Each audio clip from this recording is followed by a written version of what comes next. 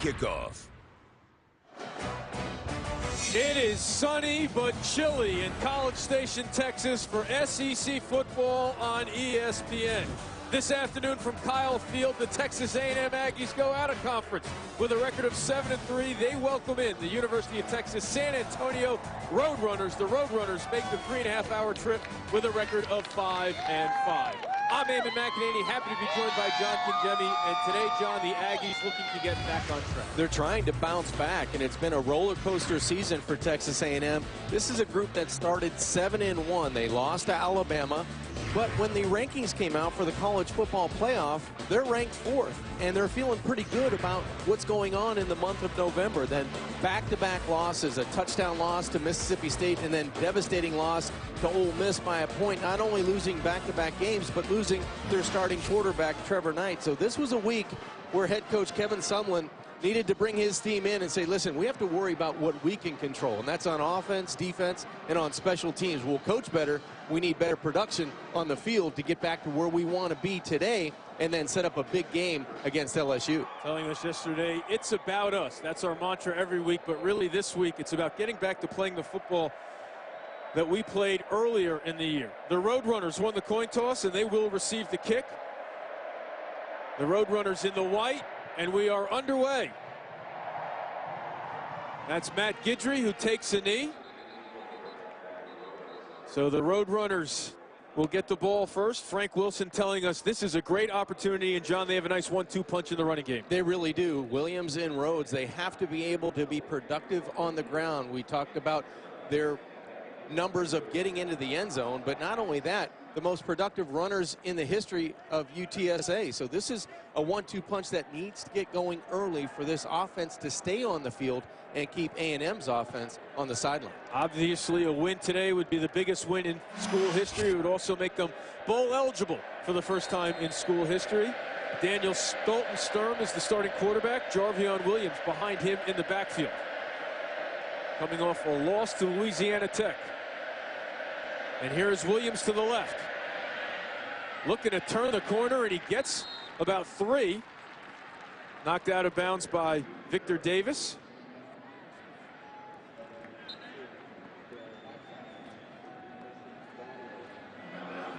Gain of 2.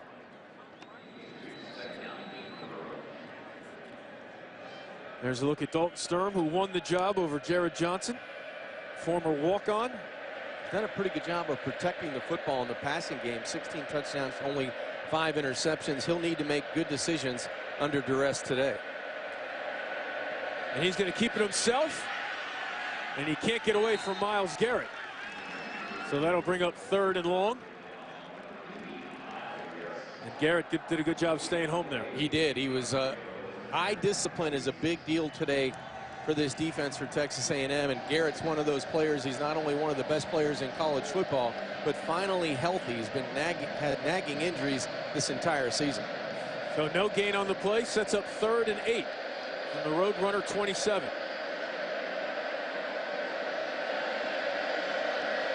Quick release, dropped by Brady Jones. So 3 and out on the opening drive for the Roadrunners. And that'll bring out Yanni Rutsis to punt.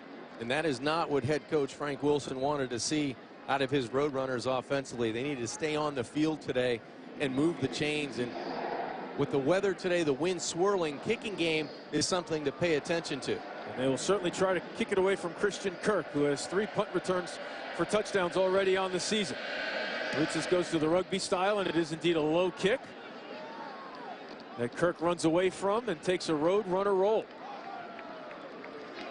all the way down to the 17. So Rutsis does his job in the kicking game. And now the second start of the season for Jake Hubenak, taking over for Trevor Knight. It's big shoes to fill for Hubenak. He's done a pretty good job of moving the football, protecting the football, and making good decisions. And just like UTSA does on offense, they want to try and run the football. That's what A&M wants to get back to. They are missing the running of Trevor Knight from the quarterback spot. So traditional running game, more of that zone read and handing off to Williams and Ford. Expect a lot of that today out of the Aggies.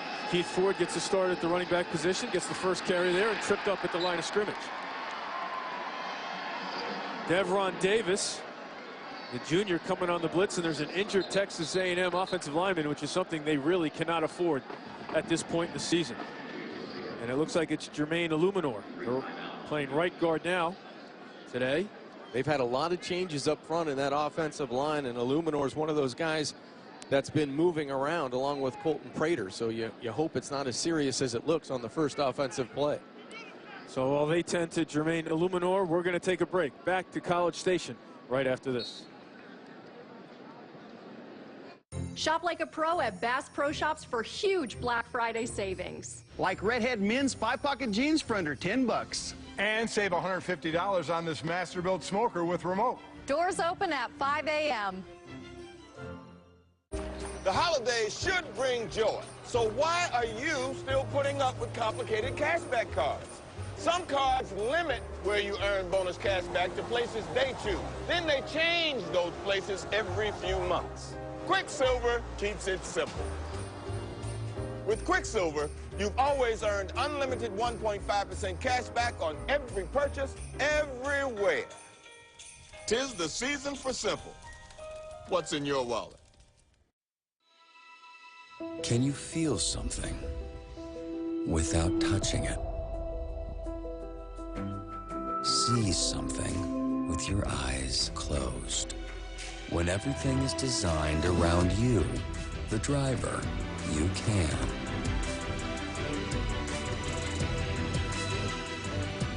The new Mazda 3.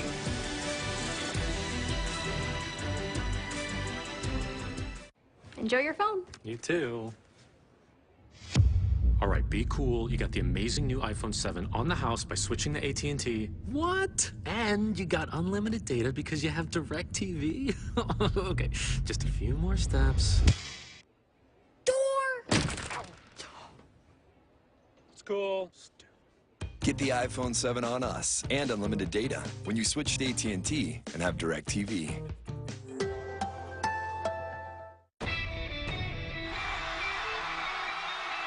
November college football. Anything can happen. This is as good an offense as there is in the nation. West Virginia, they've got something to prove. A lot on the line for both teams. Oklahoma, West Virginia, tonight at 8 Eastern, 5 Pacific on ABC, and streaming live on the ESPN app, and watch ESPN. Let's see though, is he going to snap it? 55's going to the right guard. So that's a look at how the Texas A&M offensive line was supposed to look this afternoon for Kevin Sumlin, but Jermaine Illuminor was hurt on the first play from scrimmage, so Austin Anderson, number 55, is out there at the right guard position on 2nd and 10 from the A&M 17. Bunch set to the left. Roadrunners showing pressure. Here comes Iguagu off the right. They run away from him. And Ford gets the first down and more. Out to about the 37. They mark him out at the 38. Devron Davis with the tackle.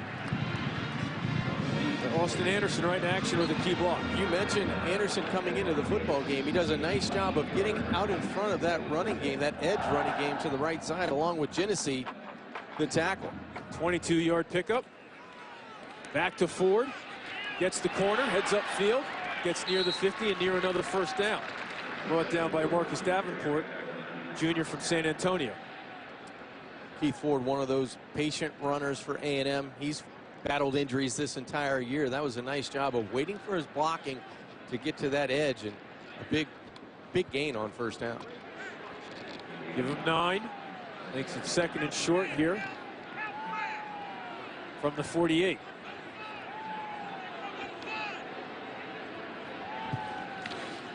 They keep it on the ground. Huge hole for Ford right up the middle. Into Roadrunner territory. Another Aggie first down. Nate Gaines with the tackle. But the Oklahoma transfer is off and running here in the first quarter, and now he's going to get a blow. And the freshman tackle, Colton Prater, moving from the left side to the right, did a great job of closing down and getting Keith Ford to the 2nd level in a hurry. Gain of 12. Now Travion Williams, the freshman out of Houston, comes on the field.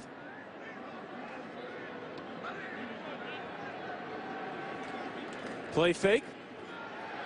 Hubenek keeps himself and slides, and there's the flag. This could be targeting on Carl Austin.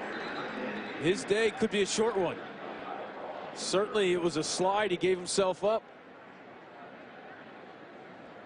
So there's going to be a penalty for hitting the quarterback on the slide. Did he hit him in the head? Number 25 of the defense. That play is under review. So that's our referee, Brad Rogers. Anytime you see a runner, especially a quarterback, start to slide, and there's the head that drops, it's targeting for sure. Anytime that quarterback starts that baseball slide, as a defender, you must, you can't go down and make contact, especially leading with the crown of your helmet. So again, the targeting rules need to be explained. 15-yard personal foul, ejection. Targeting of a defenseless opponent with forcible contact. After review, the ruling on the field is confirmed of targeting. Number 25 is disqualified from the game. It's a 15-yard penalty added on to the end of the run. It's an automatic first down. So again, looked pretty textbook to me, John. It was a defenseless player, and you have a quarterback that starts that slide.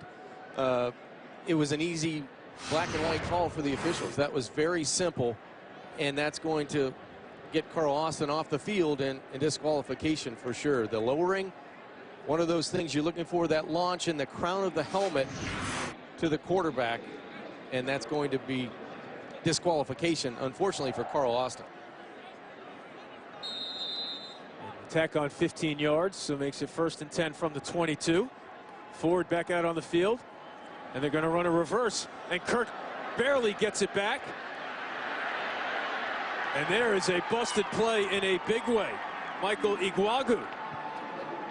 So I don't know if Kirk was supposed to throw it and if the mishandling on the toss took that play away, but certainly a loss of 12 and just what the Roadrunners needed. Well, that's exactly what they've been trying to do. They're pressuring the pocket. They've gone man coverage just about every defensive snap, and they're moving guys in and trying to add players to the line of scrimmage, and that time it forces a huge loss on 1st down. So now big time off schedule for the Aggies. 2nd and 22. Hubenek with time.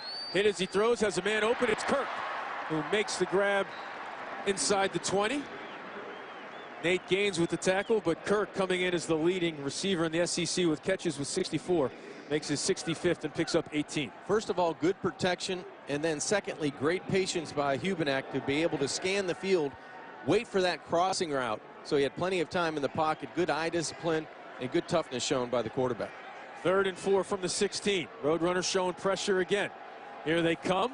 Hubenek throws away from it. Man is open for the grab, and touchdown, Josh Reynolds.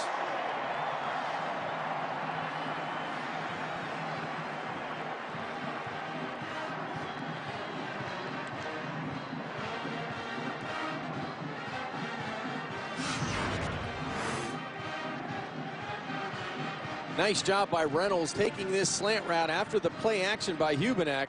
16 yards, and he's actually, that big frame at 6'4", able to keep his balance. 8 plays, 83 yards, and 6 points for the Aggies. Lock camera on for the extra point after Reynolds' 27th career touchdown reception here at Texas A&M. 9th this season. And it's 7-0 as the kick is good. So the disastrous trick play does not ruin a good drive for A&M.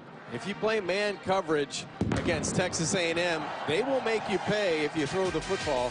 And that's exactly what Hubenek did when he found Reynolds for the 6 points. For over 100 years, the single-blade razor was the best way to shave. Then big razor companies added more and more blades so they could charge you more money. The fact is, one blade is all you need. Even professional barbers still use a single blade. That's why I use the Micro Touch One. It won't guck up like multi-blade razors because it opens up with a single twist and rinses clean. The Micro Touch One is crafted like a precision machine for a comfortable and perfectly smooth shave every time. Available at these fine stores. How do you become America's #1? Start by taking care of families for 70 years. Earn the trust of 32 NFL teams. Be there for America's toughest. And help when help is needed. America's #1 isn't a status earned overnight. It's earned in every wash, and re-earned every day. Tide, America's #1 detergent. Want a feast fit for the season? At Red Lobster's holiday seafood celebration, nothing says treat yourself like any of these indulgent new dishes. So try the new Grand Seafood Feast with tender shrimp, a decadent crab cake, and a lobster tail topped with white wine butter. Or the new wild-caught lobster and shrimp trio, crispy and garlic grilled red shrimp, and a lobster tail with creamy lobster mac and cheese? You wanted a feast? You got it. Feasts like these make the holidays the holidays. So come try one before it ends. There was a time when the sea gave way to the sky, raising an amazing destination like no other. Atlantis, where memories are destined to live forever. Visit AtlantisBahamas.com for amazing savings on winter travel. Atlantis, always amazing. ESPNU College Football All-State Saturday Kickoff. Brought to you by Allstate, proud supporters of college football. It's good to be in good hands. And Volkswagen. That's a look at last night when the Roadrunners arrived here at College Station and got their first look at Kyle Field as we go backstage with our backstage pass. And Coach Frank Wilson doesn't normally do walkthroughs the day before the game, but he wanted to make sure the all factor was taken care of on Friday. When you go into a place that could be as intimidating as this stadium is, with the amount of noise and just the energy that's in this building, I think you want to just take your team around and get a good look at where you're going to be going to battle the next day. Clay and Guidry back to receive. And this will be another touchback. Let's check in with Brendan Fitzgerald in the studio. Eamon, thank you very much. Let's go to East Lansing, where Ohio State against Michigan State. L.J. Scott busting off the big touchdown. And Michigan State takes the early lead on the Buckeyes. 7-0. Back to you. You know, John, if there's one program out there that you would think would not sleep on Michigan State, it's Ohio State after what happened last year in the Horseshoe. You're right, but that's a team you never know who's going to show up on any given Saturday, it seems like, in 2016. Second possession of the ball game for the Roadrunners. Jarvion Williams in the backfield with Sturm. Sturm keeps it himself, looking to throw. Off the mark, incomplete. Looking for Josh Stewart, College Station native, along with his brother Kerry Thomas, returning home.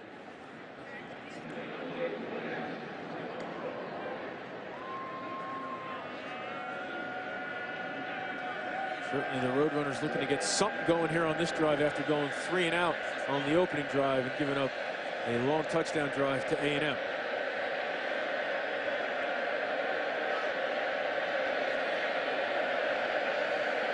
Quick release on the now route. Nothing doing. Stewart pushes the pile forward for maybe a yard or two. Larry Pryor was in on the tackle. Eamon, you mentioned Stewart. He's one of those impact players along with his brother, Kerry Thomas. They a 1-2 punch on the outside for the Roadrunners. And defensively, Myles Garrett, complete player, finally healthy. He's a guy that can pressure the pocket for A&M defensively. And then Justin Evans in the back end, the only veteran back there, the experienced guy that gets everybody lined up, and a physical player out of the secondary. Another 3rd and long for the Roadrunners. They try the wide receiver screen. Gets away from one tackle, but he will be short of the first down. Thomas, extra effort, gets him close to the marker, but it looks like it's going to be 4th down for the Roadrunners. I think the punting unit's going to come on. Even down 7-0 early in this game, you can't afford to give the Texas A&M offense instant field position. And I know head coach Frank Wilson disappointed. Only 6 offensive plays in their first 2 series. The running game has not been there for them yet on the first 2 drives, forcing 3rd and long. Rutsis goes back to the rugby style kick, kicks it low, and again takes another Roadrunner roll. So 2 stops by the A&M defense. The Aggies get the ball back when we return to College Station. Indiana, Michigan, today at 3:30 on ESPN. Happy anniversary dinner, darling. Can this much love be cleaned by a little bit of Dawn Ultra? Oh, yeah. One bottle has the grease cleaning power of 2 bottles of this bargain brand. A drop of Dawn and grease is gone. Let's get saucy. Let's get classic. Let's get mac and cheesy. Let's burger. 3 delicious burgers, $6.99 each, anytime at Red Robin. With bottomless steak fries, of course. Red Robin. Yum. Wait a second. What are we doing? Now's the time on Sprockets when we dance. Hello, party people. Are you tired? Champion of the world. It's prime time now, baby. Now we will chop it up. That's what the kids say. Rejected. The champagne is flowing. We get that. When do we eat? His chili's running hot. Now is just put this whole thing on ice. I eat an entire bucket of chicken. It's disgusting. You gotta be starving at some point in there. If you put your heart and soul into everything you do, if you know that rewards and success have to be earned, and doing the right thing is the only option. If you believe in teamwork and the importance of helping others, if these values are in you, you might have something else of value in you, the potential for USAA membership. Our members belong to a unique group. They're currently serving, veterans, or eligible family members. As a member of the USAA family, you're supported with award-winning customer service and exclusive savings, from insurance to banking and investments. Our auto insurance alone could help you save hundreds of dollars a year.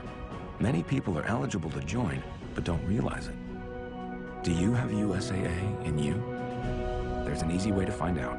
Check your eligibility for free today. Call toll-free 1-844-214-7323 or go to joinusaa.com. John, get out your abacus, get out your slide rule, because later tonight on ABC, it's a Big 12 battle between teams that can light up the scoreboard. Oklahoma and West Virginia. The winner keeps their college football playoff hopes alive. It's at 8 p.m. Eastern, 5 Pacific, also streaming live on the ESPN app and Watch ESPN. Something has to give. The Sooners are undefeated in Big 12 play, and the Mountaineers haven't lost at home this season, and you know Morgantown will be rocking. It will be on fire tonight in Morgantown. Trevor Knight, of course, started his collegiate career with the Sooners. Got injured against Mississippi State, so now Jake Kubanak in charge here at Texas A&M with the offense. The freshman, Travion Williams, in the backfield and gets the carry here to the left. Has blockers in front of him across the 40, all the way out to the 49-yard line. That doesn't look like a freshman that's hit the freshman wall to me on that run. That was a nice run off the left side. And credit this offensive line. They're getting a nice push in the running game. It looks like Jermaine Illuminor is back out there at the right guard position, which is a good sign for A&M. There's a completion. Now the ball's out and picked off. Davenport grabbed it out of the air after Ricky Seals-Jones lost it. What a break for the Roadrunners. It looked like Jordan Moore might have popped it free from Ricky Seals-Jones. A bizarre play there on first down. It's going to be a simple stop route and goes to the outside, helmet on football, and it goes right to Davenport, one of those lanky players on the outside for UTSA, but instant field position and exactly what the Roadrunners needed. So now do they go sudden change and take a shot? Williams in the backfield, twins to the left. Josh Stewart, bottom of your screen to the right. And Stern keeps it himself. He gets by Garrett and gets out of bounds. So they don't go for the explosive play, but they get 5 yards, which is their best first down play of the afternoon. The A&M defense is making the Roadrunners offensively earn everything they get. And that was a tough fought 5-yard run. And when anytime you're running away from Myles Garrett, that's going to be concerning for a quarterback. You certainly saw Garrett's explosiveness. You thought that was going to be an easy first down, and Garrett tracked them down in no time. So now no receivers to the wide side of the field for now. On 2nd and 5 from the Aggie 33. Aggie fans starting to make noise now. And Williams gains nothing. Zakoven Henderson making the tackle. Kingsley Kiki in on it as well. So now you get your big break, John, and you got 3rd and long. Well, Henderson's one of those guys up front that can really make you miss, and he made McKinney miss, and it sets up a 3rd and medium for the Roadrunners offensively. You have to be able to go to some of your playmakers on the outside. That's Thomas, that's Stewart, and you have to be better on third down. Right now, the Roadrunners offensively 0 for 2 in this situation, trying desperately to take advantage of the field position and stay on the field. You would certainly think 4-down territory with nothing to lose on the road against A&M, but they're looking to get it here on third down. High snap. Here comes pressure up the middle. Sturm gets rid of it. No chance for Thomas. Out of bounds. So now 4th and 6 from the 34. I think you keep your offense on the field. You have to be able to make opportunities when you have field position like this. Get points out of this sudden change. So I think this offense is going to stay on the field. Victor Falcone 0 for 2 on kicks 50 or longer. This would be about a 51-yarder. And we noticed the wind pregame going in this direction. The ball was getting knocked down. So this is a good decision, I believe, for head coach Frank Wilson.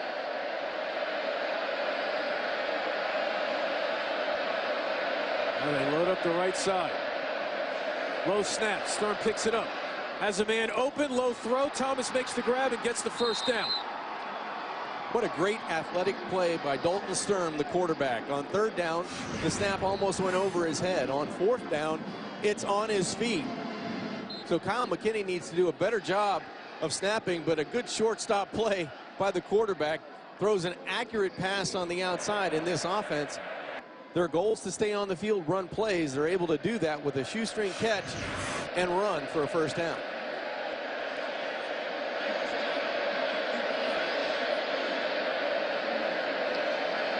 From the Aggie 25. They run the option to Williams. And Sean Washington's waiting for him.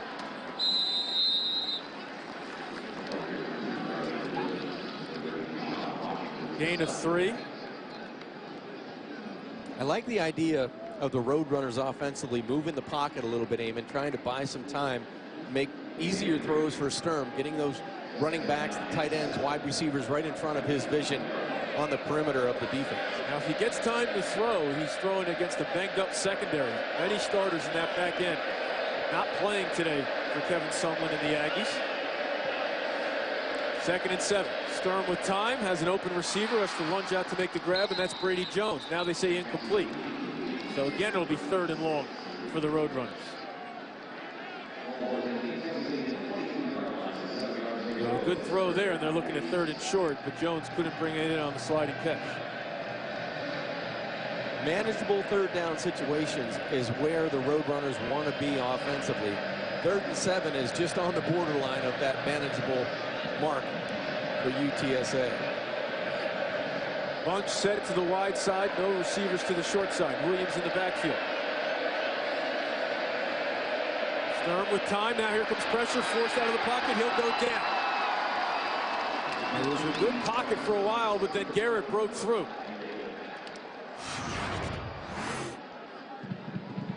Myles Garrett, pressure from the top side, left side of the screen. He's going to be working against the left offensive tackle. It takes 2 in white jerseys to keep him out, but that's where the energy of this A&M defense, the middle. Garrett forces the quarterback Sturm into pressure and now forces a longer field goal opportunity. So this will be a 44-yarder for Rutsis. Excuse me, make that Falcone. And he pushes it to the right, no good. So the Roadrunners cannot take advantage of the interception. Terrific defensive stand by Texas A&M. They get pressures from Myles Garrett on the edge. They force a wide right, and no points for UTSA.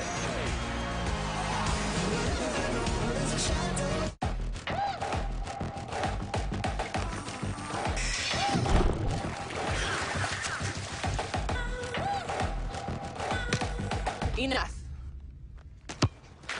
Yeah, I'm over it. We shouldn't need commercials to tell you we're powerful. No thanks. Genders don't play sports. Athletes do.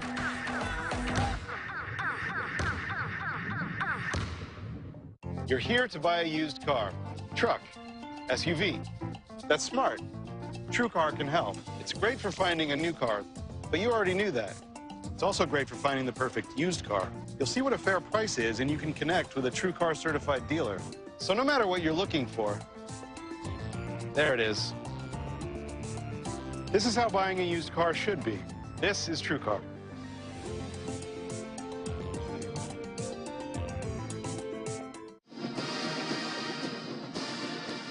Welcome back to College Station. The interception doesn't hurt the Aggies, and now they get the ball back, and a good sign for this running game. Jermaine Illuminor back out there after being hurt on the first play from scrimmage. Eamon, with all that movement on the offensive line, it doesn't look like Illuminor is 100%, but this is a guy that wants to be on the field, and they want to be able to run the football. So that means controlling that line of scrimmage, and he's one of your best 5 in maroon and white. Bunch set to the short side. They give it to Williams running to the right. Gets across the 30, out near the 33. A positive play on first down for the Aggies. Tedrick McGee, the true freshman out of Memphis, Tennessee, with the tackle. Flag on the play.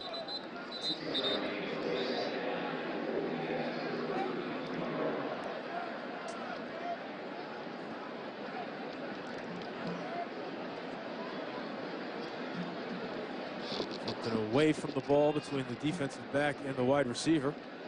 After the play, unsportsmanlike conduct, number 21 of the defense. It's a 15-yard penalty added on to the end of the run. It's an automatic first down. That's number 29's first unsportsmanlike conduct of the game. So Jordan Moore, who made the play to create the loose ball on the last possession.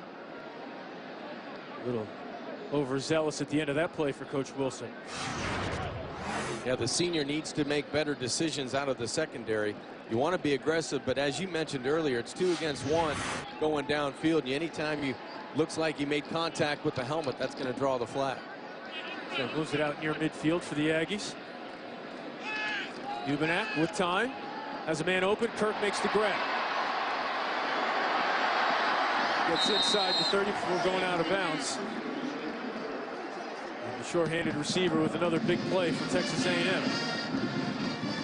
Good protection in the pocket again by this offensive line, and an easy throw for Jake in the pocket. Wide open is Kirk, and now A&M rolling offensively. Gain of 23. They stick with the passing game, but that is knocked down at the line. Looked like Vontrell King Williams, number 97, got his hand on it.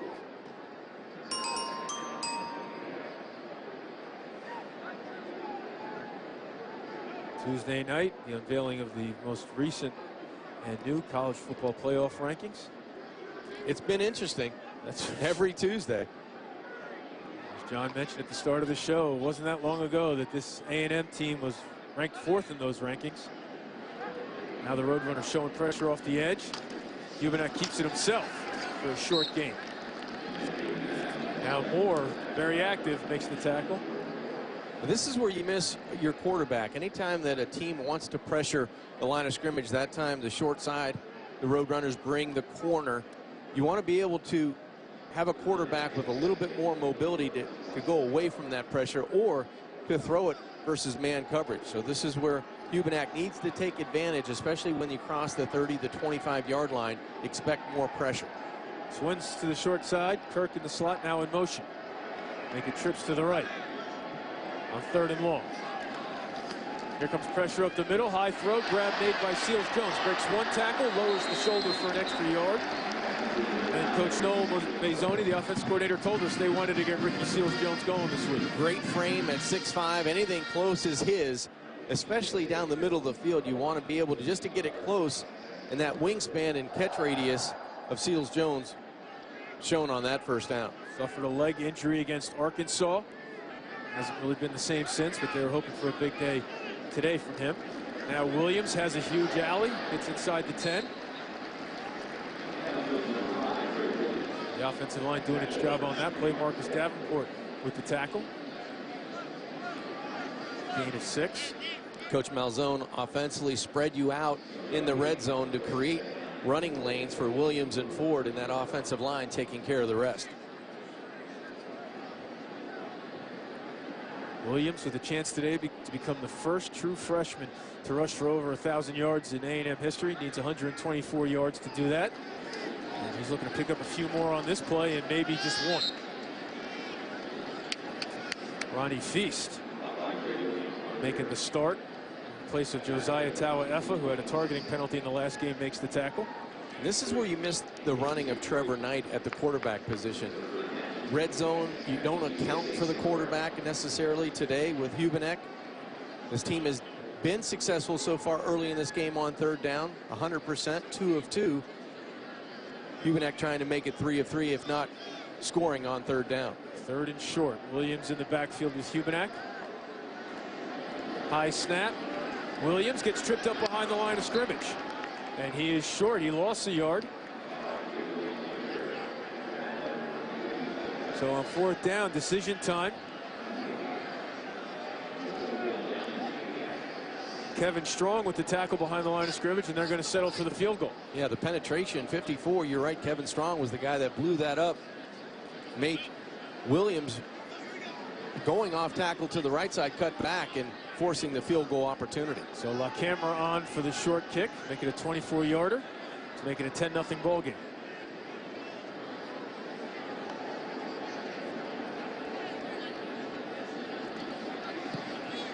Kick is up, and it is good. So the Aggies get points, but here at Kyle Field, it feels like settling. I think so. I think A&M wanted to get 6 points there, an opportunity. They had the football for 68 yards, 9 plays, 3 minutes and 51 seconds. But Kevin Strong, one of those big players for the front seven, he's able to line up over the guard, the left guard, and actually slant down to his left, fights to the backfield, and actually it looked like Williams tripped over the legs of Illuminor, his own player, on that third down opportunity. So head coach Frank Wilson's group able to regroup with their backs in the red zone and only give up 3 points. And the high snap threw that play off just enough. Just enough, you're right. There's a look at Frank Wilson, who certainly knows his way around the SEC. Assistant coach at LSU before taking over at Texas San Antonio, UTSA, and before that, he was at Ole Miss and Tennessee. So he knew he wouldn't be in awe walking into Kyle Field, but he certainly wanted to make sure his players weren't overwhelmed. And now they're looking to get something going on the offensive end.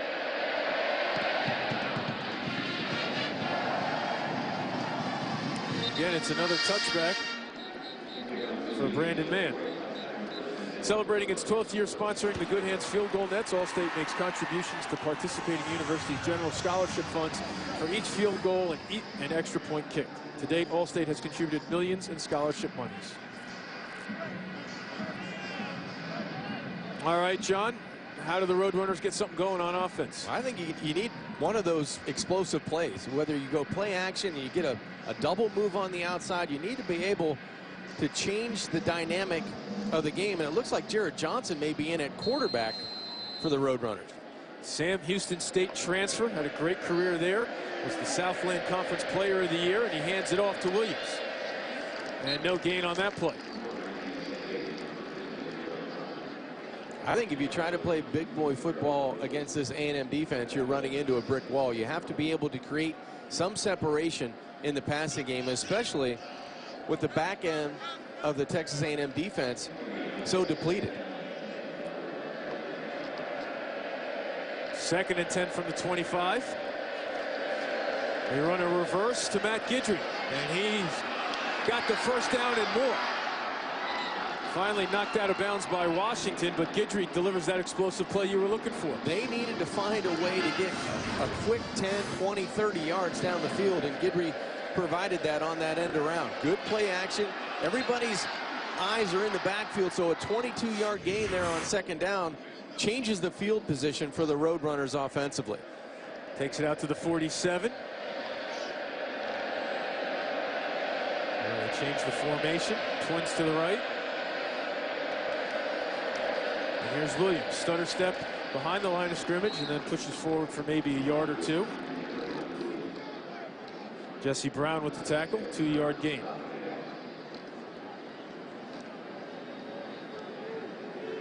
Now they bring in Kerry Thomas and Josh Stewart, so you wonder here if they take a shot deep with their 2 best receivers out there. But we'll have to wait for that, because that'll do it for the first quarter. That's the end of the first quarter. So A&M at home looking to bounce back before they get ready for LSU in the first quarter, what they were looking for. An impressive day for football here in College Station. The passing game doing all right on the opening drive, and the defense doing its job against the Roadrunners. 10-0 after one. Back after this. College Football Playoff Top 25 Ranking Show, Tuesday at 7 on ESPN. People say I'm evil. I say evil is how cable companies trick you with a low rate and then BAM! Your bill is over $100 a month. Say goodbye to the way TV used to be. Introducing Sling TV. Instantly stream over 25 channels, including the most popular live sports and shows, for just $20 a month. Stop paying too much for TV. Take back TV and save. Go to slingtv.com and watch now for 7 days free. Sorry. Sorry. Red Gertz. Sorry, I was eating a Milky Way. This just in, Wendy's announces a new Swiss Junior Bacon Cheeseburger as an option with the 4 for $4 for a limited time. With 4 nuggets, fries, and a drink for just $4, the Swiss Junior Bacon Cheeseburger. Now back to America.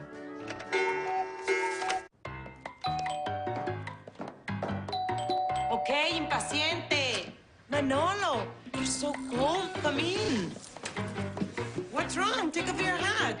No, it's dry. Your scalp might get dry in the winter, too. Try Head & Shoulders Dry Scalp Care. It nourishes the scalp 3 surface layers deep to help prevent dryness and keeps you up to 100% flake-free. Now we can cuddle the whole winter. Head & Shoulders Dry Scalp Care. Oh, I'm not a security guard. I'm a security monitor. I only notify people if there's a robbery. There's a robbery. Why monitor a problem if you don't fix it? That's why free credit monitoring isn't enough to protect you from identity theft. At LifeLock, we not only alert you to identity threats, if you have a problem, we'll spend up to $1 million on lawyers and experts who'll work to fix it. LifeLock. Join starting at $9.99 a month. Look at this. These Lyft drivers are picking up people quick. How quick? It's like 3.5 minutes. It's too fast. Way too fast. We gotta slow them down. How are we gonna do it? Spike strips. No. Lasers. I don't understand that. Cattle on the road. Maybe. What else? Tryptophan. Like turkeys? Yeah. Just put it inside the driver? Pop it in. I love it.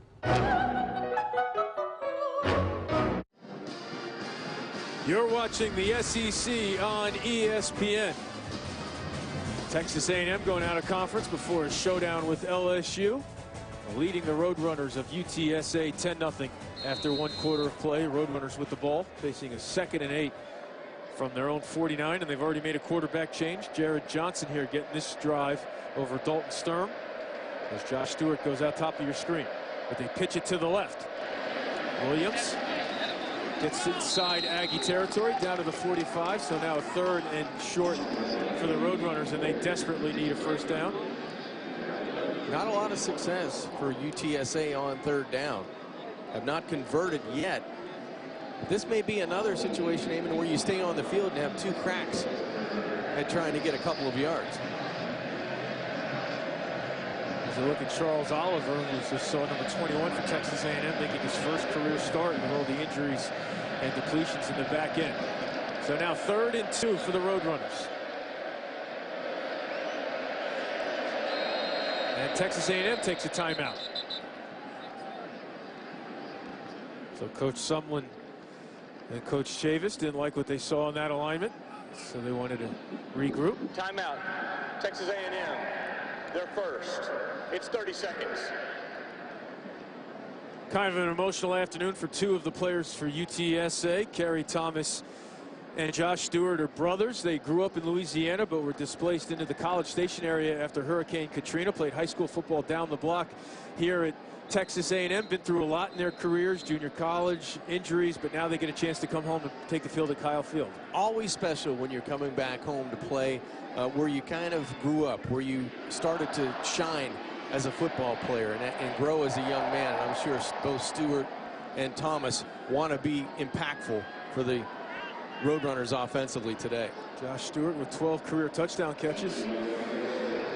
Right now it's 3rd and 2, certainly 4-down territory, but the Roadrunners would like to get it here.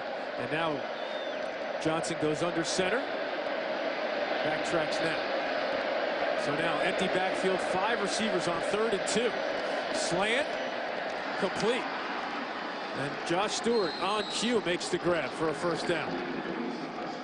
Justin Evans with the tackle, but the drive continues for the Roadrunners. Good throw and solid catch by Stewart. That was in traffic. It takes courage to go in there on that slant when you know Evans is coming out of the secondary.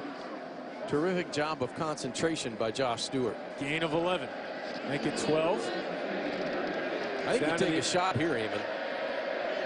Wide side of the field. I would, if you're going to play press coverage, take a shot downfield. But they run it right up the middle. Williams met at the line of scrimmage by Washington. Moves forward for a yard or two, but gutsy play earlier by Jared Johnson on the 3rd down. First conversion on 3rd down for the Roadrunners. Good throw, but a tough catch in traffic. There was defenders on both sides of Josh Stewart. He's able to concentrate on the football, secure the catch, and get what he could for the 1st down. John, is that shot still there to the far side for you with Terry Thomas? Absolutely. Take a chance. Aggie showing pressure. Johnson rolls out. Here it comes. And he has to force a low throw, looking for Williams out of the backfield. Certainly the Aggie pressure made Johnson rush that play and bring up 3rd and long. Richard Moore doing a nice job from the linebacker spot. Didn't pay attention to the play action. He was just looking for Jared Johnson, the quarterback. And now another 3rd and long, a situation where head coach Frank Wilson doesn't want to be in, but he may be looking at 2 downs again here after the last drive ended up with a missed field goal. So again, they empty the backfield. Quick release on the slant, behind him and dropped. They're incomplete. Would have been a great catch looking for Stewart, but he had no chance on that low and away fastball. So now that'll be 4th and long. Looks like the offense is staying out there, as you would imagine, after 1 missed field goal already. That's one that Jared would like to have back from the quarterback spot. The first slant on the 3rd down conversion, he framed the wide receiver with the ball in his chest to Stewart. That time low and outside, doesn't work, and now 4th down. With time running down, this offense needs to get organized in a hurry. Bunch set to the right, no receivers to the left. Tyrell Clay in the backfield with Johnson. Pumps, steps up, has a man open, caught, and gets the 1st down. Brady Jones with the grab. Somehow Jones was able to leak open.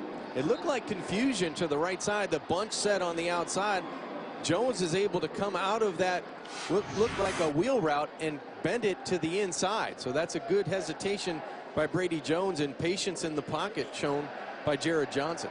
Ronnie Elam, redshirt freshman, covered the deep route, which left some space for the 1st down. So Clay stays out there in the backfield. Johnson getting everyone set. 1st and 10 from the Aggie 21.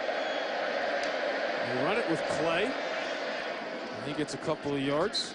Just his 12th carry of the season. 5-yard pickup. Now Williams back out there for 2nd and 5. For the Roadrunners offensively to have success running the football, you can't miss at the point of attack, and the offensive line got a good push on 1st down. Back to Williams up the middle. Maybe a yard. Sean Washington bringing him down from behind. So he gets 1, so 3rd and short. Washington closed that run down in a hurry from the backside. That was good speed from the Will linebacker, that outside linebacker, one of the most consistent players on the A&M defense this season. So 3rd and 4 from the Aggie 15. Only 1 of 6 on 3rd down for the Roadrunners offensively. They try the running game. Williams gets hit behind the line of scrimmage, but keeps his feet moving and gets the 1st down. Tremendous individual effort by Jarvion Williams, as that play could have been a disaster in the backfield, but he gets the 1st down. Terrific balance and determination shown by Williams. It looked like he was going to go down, and a good block by Trevor Stevens, the tight end, staying on an A&M defender, and it was all Williams. 20 yards today. That average will keep going up with runs like that. The all-time leading rusher at UTSA history.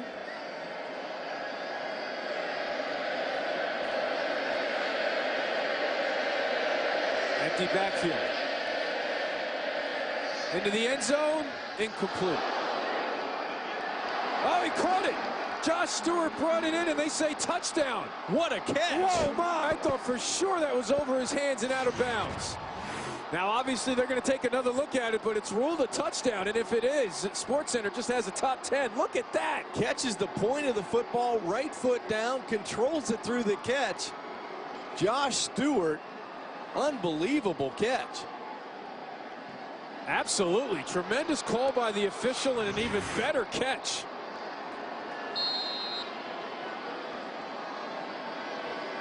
Put that one on your highlight reel right there. Falcone on, and they don't take another look. And it's good. The extra point is good. And what a play for the Roadrunners.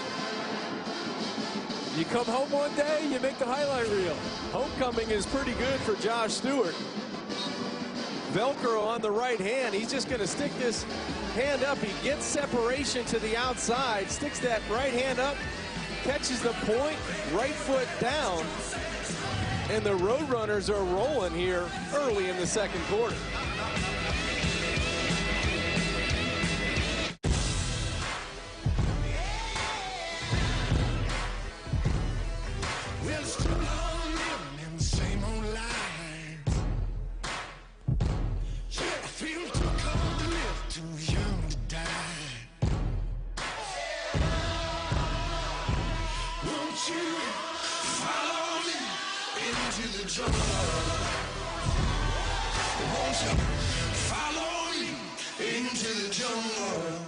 I have no idea what's in the seaweed wrap.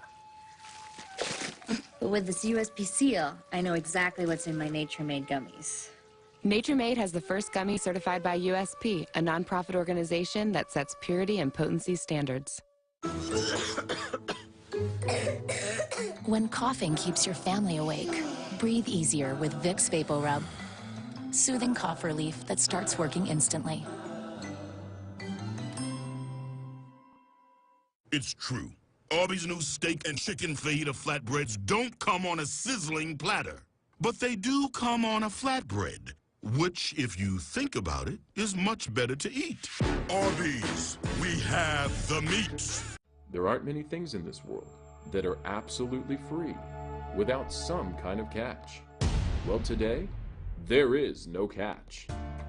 Warrior would like to introduce their new innovative golf club technology by giving you a sample absolutely free. No gimmicks, no purchase necessary, over a $200 retail value. Free. Warrior makes this new 21-degree hybrid iron with dynamic energy core technology. You'll hit this club longer and straighter than any other iron. Get the new Warrior Tomahawk Edge Hybrid today, and all you cover is shipping and customization. It's time to switch and make Warrior Custom Golf your new weapon of choice. No purchase necessary and no catches. It's yours absolutely free. Supplies are limited, so call now. ESPNU College Football All-State Saturday Kickoff. Brought to you by Bass Pro Shops. Your adventure starts here.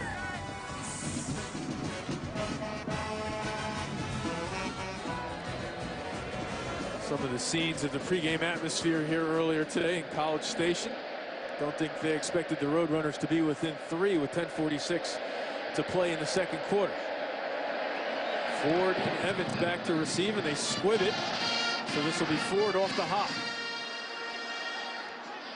And he is brought down at the 28. Let's now take a look at today's Good Hands play, brought to you by Allstate. We can nominate this one pretty early. And it only took one. The right hand of Josh Stewart. A tremendous catch and concentration, not only to catch the football and catch the point, but to get the right foot down in bounds over Capers Smith. The ball looked like it was going to be well out of bounds. Josh Stewart corrals the football, balance the body, get the right foot down, and the All-State good hands play early in this football game goes to Josh Stewart. Credit the official for making the call, being right on the spot and saying touchdown, because certainly at real speed to the naked eye, it looked like it was going to be out of bounds. Ford cannot turn the corner. Good job by the Roadrunner defense to string that out, including King Newton, loss of 2, and Lakel Bass. Consistent pressure on first down from UTSA and the defensive front 7. They're bringing secondary players from the edge, it seems like, on every first down opportunity. It might be a good chance to throw the football in man-to-man coverage on first down. They're looking to throw. Hubenek now forced out of the pocket. He'll keep it himself, and he gets the first down. Might be just shy of the first down because where he gave himself up on the slide. So it'll be 3rd and 1 after an 11-yard pickup. Decisive decision by Hubenek. No one open downfield. Tuck it, get what you can, and put your offense in a good 3rd down opportunity. And now it's 3rd and almost less than 1. Ford in the backfield.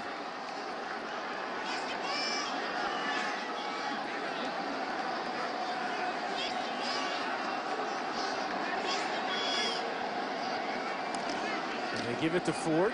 No, Hubenek keeps it himself. And he gets the first down and goes down. And he gets hit as he goes down, and you see him grabbing his helmet. So he is hurt. I think no flag. And again, the question is, when did he give himself up, and when was he defenseless as far as a penalty? Well, he gets the first down, but it's not a hit to the elbow going down to make a tackle. So I was not intentional. It just gets the quarterback in a bad spot. Looks like Feast was the first player for the Roadrunners defensively. Feast getting the start because Josiah Tawa-Efa, their leading tackler, missing the first half because of a targeting penalty in the last game. Back to Ford, and he is met right away at the line of scrimmage. Maybe he turns those legs forward for a 2-yard gain. With King Newton and Kevin Strong. Bass beating the hole as well.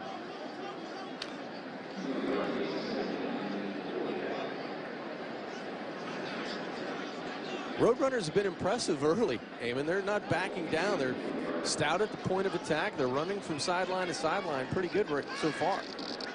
Now they show pressure. Iguagu coming. Picked up momentarily. Good job by Hubenek to buy time and find the open receiver, Josh Reynolds, for a first down in Roadrunner territory. But credit Hubenek for extending that play. Doesn't have the speed of Trevor Knight, but does have the experience and that clock in his head to know when to make a play out of nothing. Now Ford inside the 40.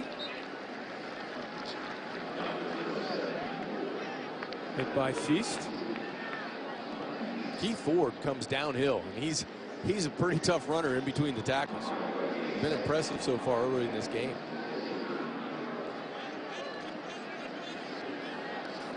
Trips to the wide side.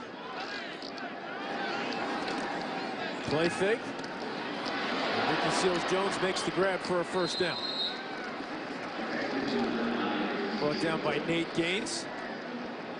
Simple throw away from coverage by Hubenek, so he's starting to feel getting a little bit more rhythm in the pass offense. He's doing a good job with his legs, extending plays, and that time and on target for the first down. Pickup of 9. Makes it 1st and 10 at the Roadrunner 30.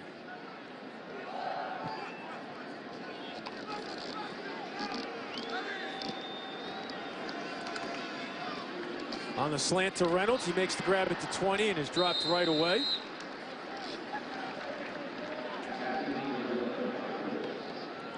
Looked like Deveron Davis went for a ride for a bit on the tackle. This is where the size receivers of A&M offensively come into focus. Anytime you get down inside the 20, you can get it close to some of these receivers, and they can go up and take a 50-50 ball away. Bunch set to the short side. But they look the other side in a single coverage. Catch made. Down to the 1. Tabuyu, it looked like, to the catch on the outside. Flag on the play, though, John.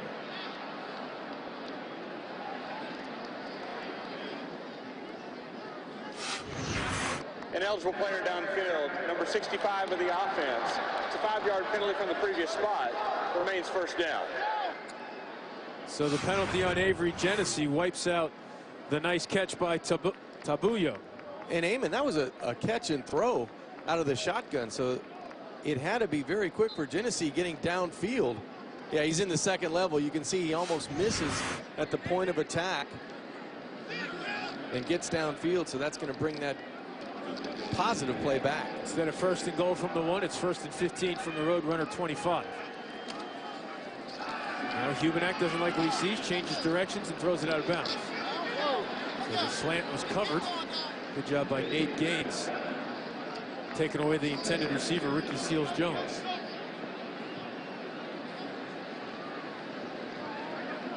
I like the aggressiveness, though, on first down. If the Roadrunners defensively are going to come at you with a lot of man coverage and a lot of pressure off the edge, you might as well attack it with your size receivers on the outside.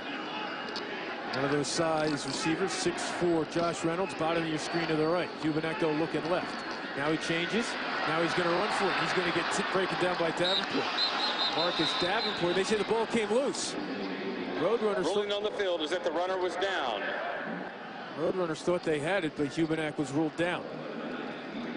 So a 5-yard pickup.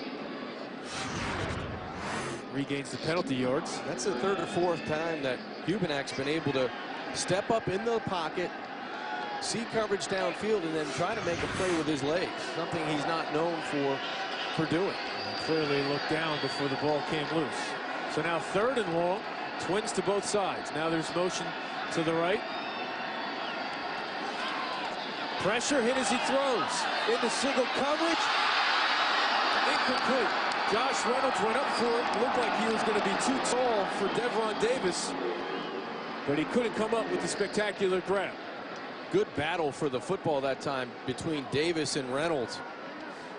1 against the 11 going up in the corner of the end zone, and Davis wins that battle. I thought Reynolds had a good track on the football. It looked like he was going to out leap and come down with it. Probably a ball he should have had, but battling to the ground is Davis, and credit the effort.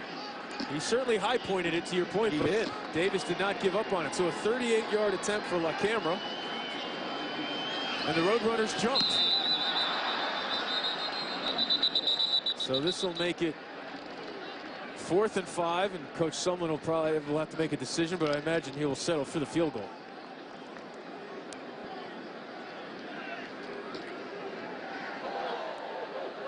Offside. Defense, number 97 with contact in the neutral zone of a player. It's a 5-yard penalty. It remains 4th down. So Vontrell King-Williams, a little overzealous. And that'll give La Camera 5 more yards. He'll need it. It's a tricky win to kick going in both directions today. This direction during pregame looked like the ball was getting knocked down, but that shouldn't be a problem with the extra 5-yard advantage. Good snap, good hold, kick is up. And it's good. So the Aggies get the 3 points back. They lead by 6, 13-7, Texas A&M. Thanksgiving at Golden Corral. It's turkey and all the trimmings. Is our new family tradition. Come in for Golden Corral's special Thanksgiving Day celebration. All you can eat for one low price. Then join us Friday, November 25th for sunrise breakfast. Golden Corral, the best buffet in the USA. Yeah, just text me. You're gonna get a text. This must be what Antonio Brown feels like in the end zone. This must be how Lucas felt when he got KD's number. Pepsi.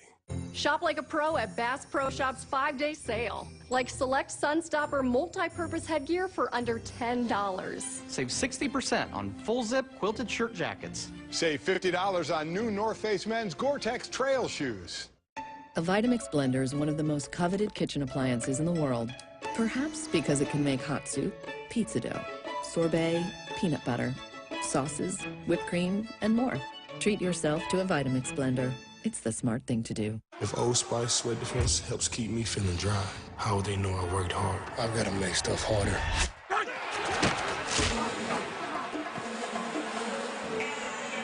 There. That's hard. Hey, Evan.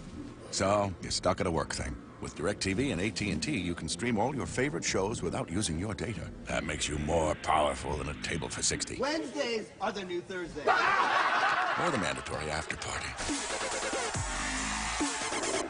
Hour early is too early to leave. You're not going anywhere. I'm not going anywhere.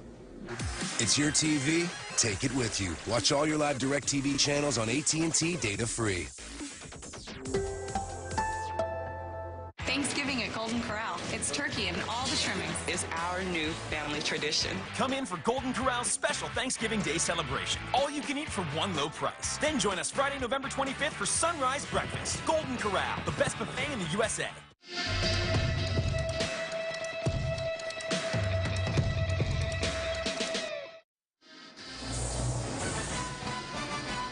Coming up later today, we'll have Indiana at number 3, Michigan from the Big House. Jim Harbaugh and the Wolverines look to bounce back after last week's upset loss at the hands of Iowa.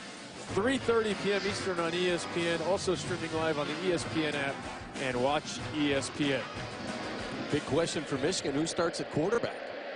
John O'Korn may be getting his first start of the year. Man on for the kickoff. Guidry thought about it, but he takes a knee for a touchback. So the Roadrunners will start from their own 25, down by 6 when we return to Kyle Field after this.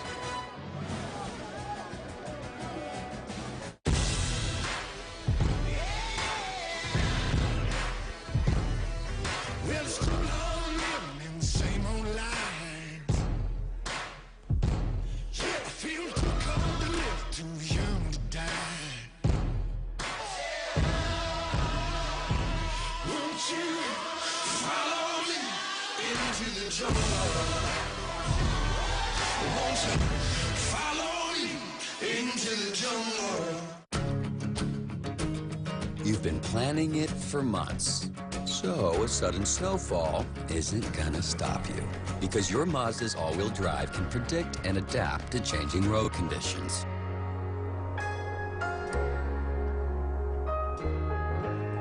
So even if you aren't ready for the unpredictable, your car is. Mazda's predictive iActive all-wheel drive. When you've got nausea, heartburn, indigestion, upset stomach, diarrhea. Nausea, heartburn, indigestion, upset stomach, diarrhea. Here's Pepto-Bismol. Nausea, heartburn, indigestion, upset stomach, diarrhea. Looking for the perfect holiday gift? The Ring Video Doorbell lets you see and speak with whomever's at your home from your smartphone. Delivery for Mr. Harris? Thanks, you can leave it at the door. With Ring, you're always home. Hello? I'm doing free tree trimming estimates. I'm feeding the children right now. And Ring is the perfect device for monitoring your home. Good night, Kevin. So this holiday season, give the Ring Video Doorbell. Available at ring.com. I have no idea what's in the seaweed wrap. But with this USP seal, I know exactly what's in my Nature Made gummies. Nature Made has the first gummy certified by USP, a nonprofit organization that sets purity and potency standards. Indiana, Michigan, today at 3:30 on ESPN. Next win for UTSA would mean bowl eligibility, and John, for this young program, that's the next step. Well, it is, and they've come a long way since that inaugural game on September 3rd in 2011. 4-6 in that first season. They joined Conference USA in 2013, and there's a lot of excitement in the Roadrunners. So they've won 7 games in 2013, but they were not eligible that season because of the transition from FBS. So now they have an opportunity, as you said, winning one of the last 2.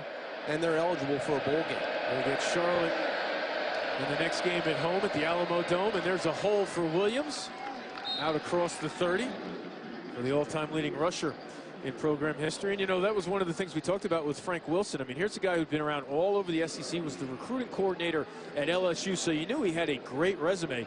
Why this program? And he said the commitment. You're looking at a school that is on the rise in football and as an academic institution. Commitment from the president, commitment from the community, and they're getting more noticed as the wins keep piling up.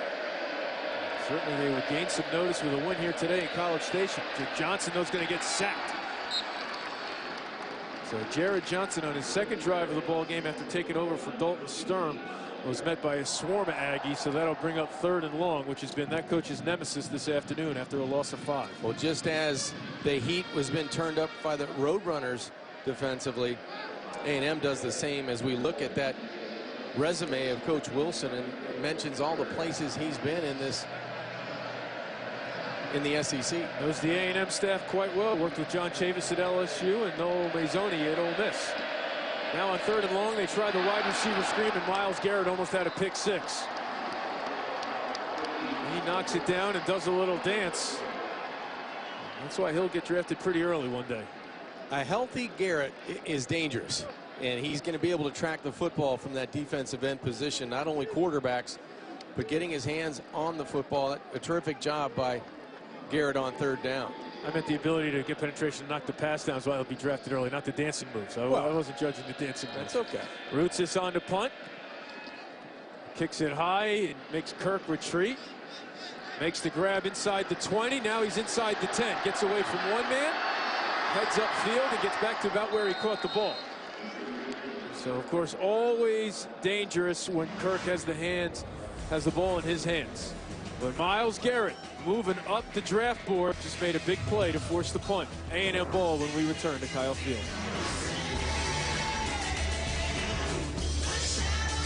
When you go out for a hamburger, you shouldn't have to pay for beef that has to be thawed. That's why Wendy's cooks yours with fresh, never frozen beef, unlike some other guys. So when you want a juicy hamburger, Wendy's believes you should spend your hard-earned cash on fresh beef.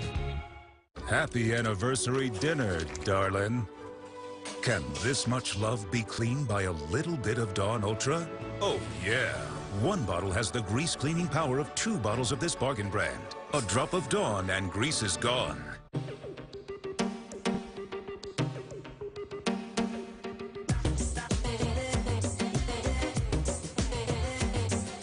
Texans, Raiders in Mexico City, Monday at 8:15 on ESPN. Alabama, they're the best team in America. Ohio State is the 2nd best team. #1 thing, get the 4 best teams in the playoff. I don't think we've ever had a year quite like this one. College Football Playoff Top 25 Ranking Show, Tuesday at 7 on ESPN. Your paycheck, your family depends on it. But if something happened to you, you need life insurance. And chances are SelectQuote can get it for you for under $1 a day. SelectQuote found Alec, 38, a $500,000 policy for under $23 a month. SelectQuote found Kenesha, 39, a $350,000 policy for under $14 a month. SelectQuote's secret? They impartially shop a select group of highly rated companies like these for your best rates.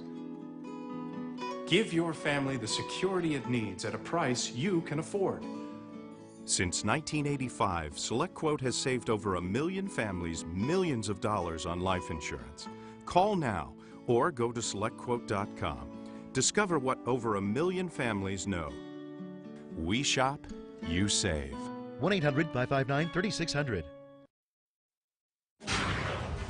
Brendan Fitzgerald back in studio. Coming up at halftime, Kevin Carter joins me. The #2 Ohio State Buckeyes locked up in a tight one in East Lansing. Leonard Fournette fueled by a pregame scuffle against the Florida Gators. An update there. And also Oklahoma State trying to keep pace in the Big 12. Highlights and more at halftime. Guys, back to you. All right, looking forward to that. Kevin Carter got after quarterbacks during his days in the SEC at Florida. Myles Garrett doing the same thing here in his career for Texas A&M. He forced the punt, so the Aggies get the ball back with 3:54 to play in the half. Hubenak to throw again. Pressure up the middle. Catch made. Josh Reynolds with the grab for a first down. As Hubenak stood tall in the pocket and fired that one. Jake looking more comfortable as this first quarter and second quarter have gone on in the pocket. He's making good decisions when he decides to pull it down and run the football, and he's been accurate throwing it. Gain of 11 for number 11. They go to Kirk, and Devron Davis blows that play up and throws him down to the ground. That's the second time that Davis has won in a battle on the outside with Josh Reynolds. The first one in the end zone, getting the pass breakup, and then that time defeating the block and forcing a tackle for loss. Loss of 3. Trips to the left, which is where Hubenak's looking. With time, throws high. Looking for Speedy Noyle. First time we've seen him throw Noyle's way, and that's incomplete. So now an opportunity for the Roadrunners to force a punt and get the ball back with plenty of time. 3rd and 13 from the A&M 29. It'll be interesting to see what type of defense. It's been a lot of pressure by the Roadrunners defensively. This time it looks like a little bit more of a zone coverage. Kirk in motion. Setting up trips to the wide side. Hubenak feeling the pressure out of the pocket, gets hit and goes down. So Marcus Davenport, with 12.5 career sacks coming in, came up with a big play here at the end of the first half to force the punt. A reminder, this college football season, stream every game live on the ESPN app and on Watch ESPN. Download the app or visit watchespn.com today. Maybe John will put his tablet down and stop watching LSU Florida and bring up the fact that we're about to have a punt here. Shane Tripucka, his father Chris, a wide receiver at Boston College. He goes up high for the snap, gets his first punt of the afternoon off. And a fair catch made by Jabryce Taylor. So now Myles Garrett, the A&M defense, looking for a stop with 2:24 to play. Well, he's the guy that can turn the emotion and Myles energy Garrett up making his presence known. Finally healthy. Hasn't been 100% since the Arkansas game early on, and he's devastating behind the backfield. To opposing quarterbacks, to opposing running backs. His defensive coordinator, John Chavis, calls him as good a talent as he's ever been around, and that's saying a lot with the experience of Coach Chavis. Myles Garrett, 28 career sacks at Texas A&M. That's 7th on the all-time list for the Aggies. One more, he ties Marcus Buckley. Help me with this pronunciation. Von Miller, is that right? Yeah, That's 33. Did I get that one right? Thank you. Von Miller with 33. The draw to Williams. You always give me the tough ones. Gets hit by Washington, but a huge drive here for the Roadrunners with a chance to go into the locker room with the lead if they can stick it in the end zone. Well, the one thing you don't want to do if you're the Roadrunners offensively is give the football back. You want to be able to take this terrific field position, get the initial first down, and then try to put points on the board. Johnson's going to keep it himself, and he gets met by Deshaun Hall and Hardick Walker. Good play by Hall. We've been talking about Myles Garrett. That time the eye discipline of Deshaun Hall staying outside and forcing Johnson back inside to where the help was coming from. Good patience and a good job of setting the edge by Hall. Now, John, you want to be a head coach that can go up against an SEC opponent like Coach Wilson here. Do you want to just run the clock out, punt, go into the locker room down 6, or do you risk the throw here on 3rd and 6 and stopping the clock? Well, I think more importantly, you need to go to your best play and your best player, and that might be Josh Stewart, who's to the wide side of the field. Now he goes in motion. And they take a timeout. So that was Kerry Thomas in motion. His brother Josh Stewart was in that stack UTSA, set. they're first. It's 30 seconds. But they want a little extra time to find that best play. Well, they need to find success on 3rd down because it has not been friendly. Only 2 of 8 on 3rd down today for the Roadrunners. So I know head coach Frank Wilson wants to dial up the best play possible to put Jared Johnson in a good situation to be successful at the quarterback position.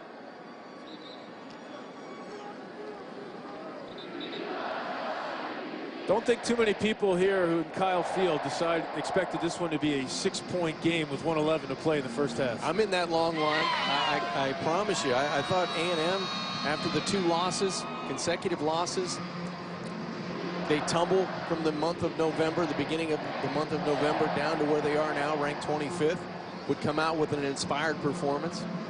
Team coming to this one off the loss to Louisiana Tech with a record of 5-5. Now looking to pick up 6 yards on 3rd down and keep this drive moving. Bunch set to the left. Now here comes pressure from Garrett. He brings him down for career sack number 29. So on cue, he's broken up 2 drives with 2 big plays on 3rd and long. Their second. It's 30 seconds. So Texas A&M takes the timeout, but Garrett forces another punt.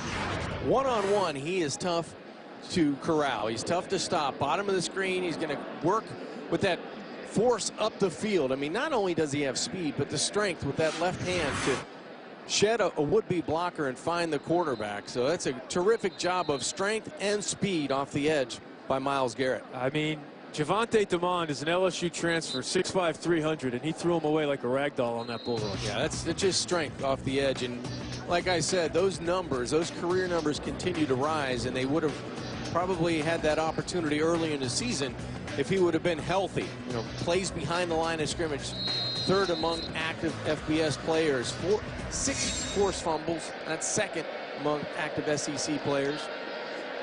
So Roots just booms it away, and it's a good one. Kirk lets it go, and it goes into the end zone for a touchback. So 58 seconds left for the Aggies here, and 1 timeout after the 59-yard punt. So we'll see what Coach Sumlin has up his sleeve for the final 57 seconds of the half. And this gives us a reminder that our Week 11 Monday Night Football matchup comes to you from Mexico City, Monday at 8:15 Eastern on ESPN. It's the 6-3 Texans taking on the 7-2 Raiders. Coverage begins with Monday Night Countdown served by Applebee's at 6. Also streaming live on Watch ESPN. Kick off your Week 10 NFL Sunday with us on ESPN. Brock Eisweiler, of course, the quarterback for the Texans. Noel Mazzoni will have his eyes on that one. The offense coordinator worked with him at Arizona State. And now he sees Hubenak hook up with Reynolds on a big play out to the 40. So staying aggressive are the Aggies here, the final minute of the first half. Attack where the blitz is coming. Short side blitz from the cornerback. Nice back shoulder throw, easy connection, and quarterback and wide receiver on the same page. 20-yard gain. Pressure up the middle. Hubenak looking for Reynolds again, and this time Reynolds is strong enough to rip it away. No, it drops, incomplete. I thought that was a catch. Devron Davis again. Hat trick for Devron Davis. He's been successful on 3 attempts, and it looked like for sure that Reynolds was going to pull this football down, but battling all the way to the ground is Davis again. So that stops the clock with 36 seconds left to play. A&M with the 1 timeout. Hubenak with time, looking to go for the screen. Flag on the play. Williams drops it. Someone's helmet came off. Looks like it's a road runner. Looked like it was Davenport that lost his helmet. Might be a hands to the face.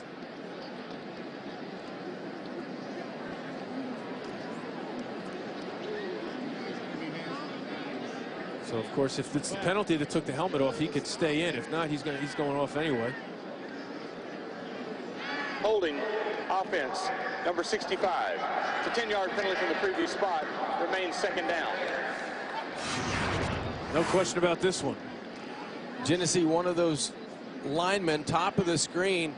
Yeah, that's definitely going to be a tackle by the tackle on offense. And that's where the helmet gets dislodged from Marcus Davenport. So that makes it 2nd and 20 now from the Aggie 30 with 32 seconds left. Trips to the far side. Hubenak over the middle. Dangerous pass knocked away. Iguagu. So after that pass, seeing that pass, if I were Kevin Sumlin, I might be content to take a knee and go to the locker room. This defense starting to turn it up in the secondary, the back end. Good coverage, not only by Davis, but it's starting to get contagious. Michael Iguagu with his 6th pass breakup of the season. That brings up 3rd and 20 from the Aggie 30 with 26 seconds left. Now remember, the Aggies will receive the ball to start the 3rd quarter. The Twins to both sides. Roadrunners bringing pressure up the middle. Picked up for now. Now Hubenak forced out of the pocket. Throws it deep, has Kirk. That's why you don't play conservative. The big play man Kirk with another grab. Nate Gaines in coverage, but all the way down to the 35. And again, credit Hubenak extending the play with his legs, keeping his eyes downfield and finding a big play to Christian Kirk. Gain of 35. Now pressure coming again. Hubenak's gets rid of it. Incomplete. So Ronnie Feast was coming, couldn't bring him down in time before the incompletion. Smart by Hubenak. You can't take a sack in that position to lose valuable yards. So a strength play out of the quarterback position just to fight through the would-be sack and throw the football away.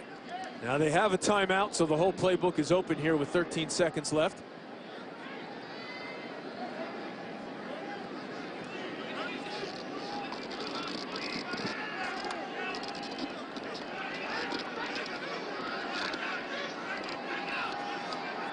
The camera season long is a 48. All day for Hubenak. And he has Reynolds down to the 20, inside the 20. So good job by the offensive line giving Hubenak time on that play. So now 8 seconds left. They pick up 16 there. You take a shot at the end zone here, John? I think you might. I know that they're going to call timeout here with 8 seconds remaining. So they may want to throw a jump ball before attempting a field goal opportunity. But again, they were facing a 3rd and 20 and they went for it, and it paid dividends. Well, let's credit Jake Hubenak. He did a great job in the pocket, extending the play, moving to his left. He knows he's going to get hit and then finds Christian Kirk for that explosive play. Sometimes you know you're going to take one in the chin, but you've got a guy downfield that you can get the football to. Good courage and good poise shown by Hubenak.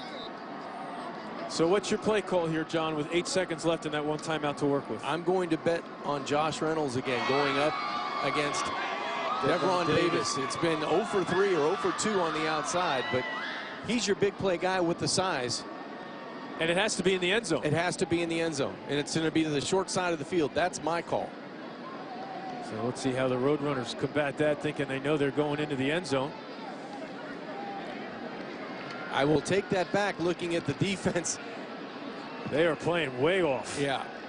Now, of course, you have the opportunity for a run after catch, but that is certainly rolling the dice. Hubenak just throws it away. So certainly he saw that was the, if it's not there, no chance. 3 seconds left, so they'll get the chance for the field goal. But he was with you, John. He didn't like that coverage at all. You go back into more of a prevent defense. You can't throw it short and worry about getting caught inbounds. So good decision. You didn't see the defense you liked, and you try to get away with getting points, knowing you're going to get the football coming out to start the 3rd quarter. So LaCamera on for his 3rd opportunity of the day. This will be a 37-yarder to make it a 16-7 ball game.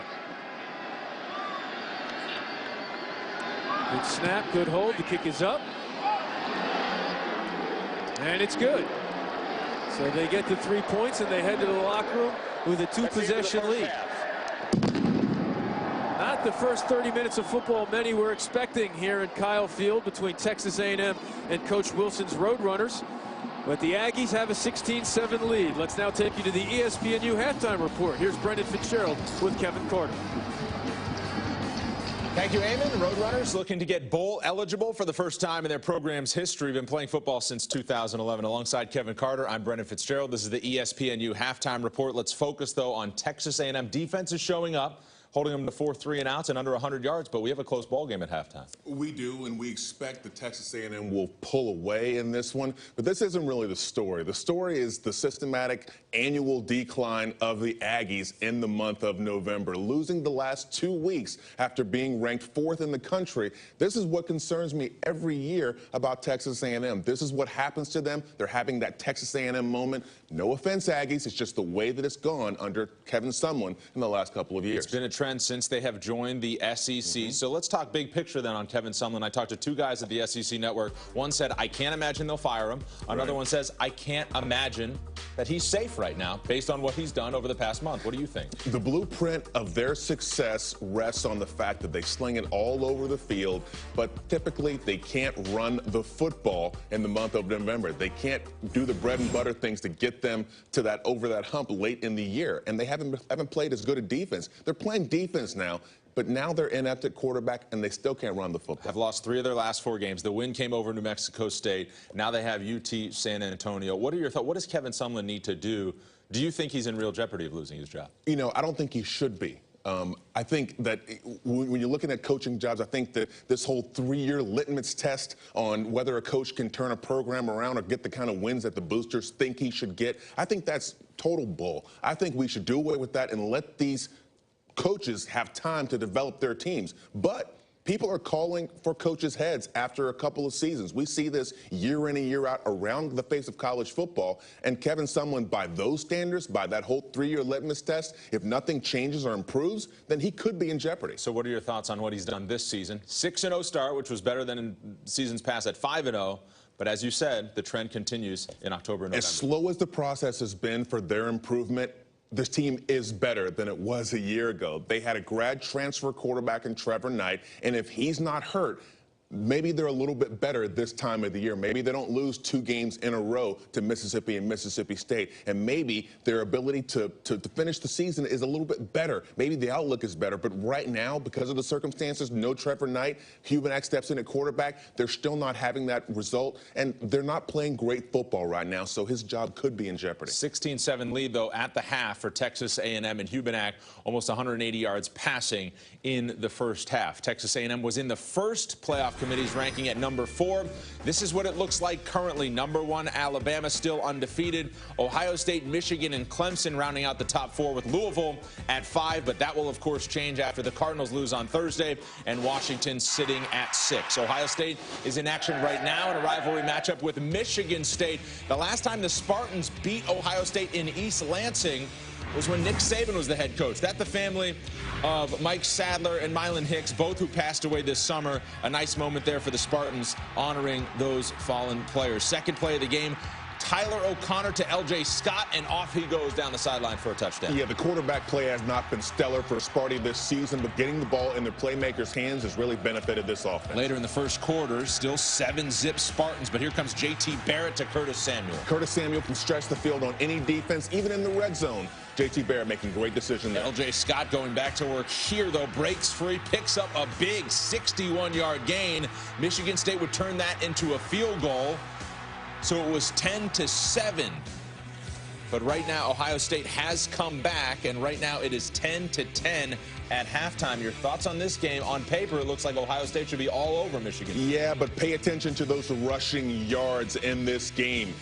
Michigan State outgaining the Buckeyes in the first half so far, but those rushing yards, they're outgaining them on the ground. It's November and it's inclement weather, not suitable for passing the football. Halftime on ESPN. It's also streaming live on Watch ESPN and the ESPN app. It's a hugely important game for the Big Ten East. The clinching scenarios look like this. Michigan is the only team that controls its own destiny. Win their last 2 games, and they're in. Penn State needs to win its last 2 games and have Michigan lose at least once, and Ohio State needs the most help. They need to win their final 2 games, which includes, of course,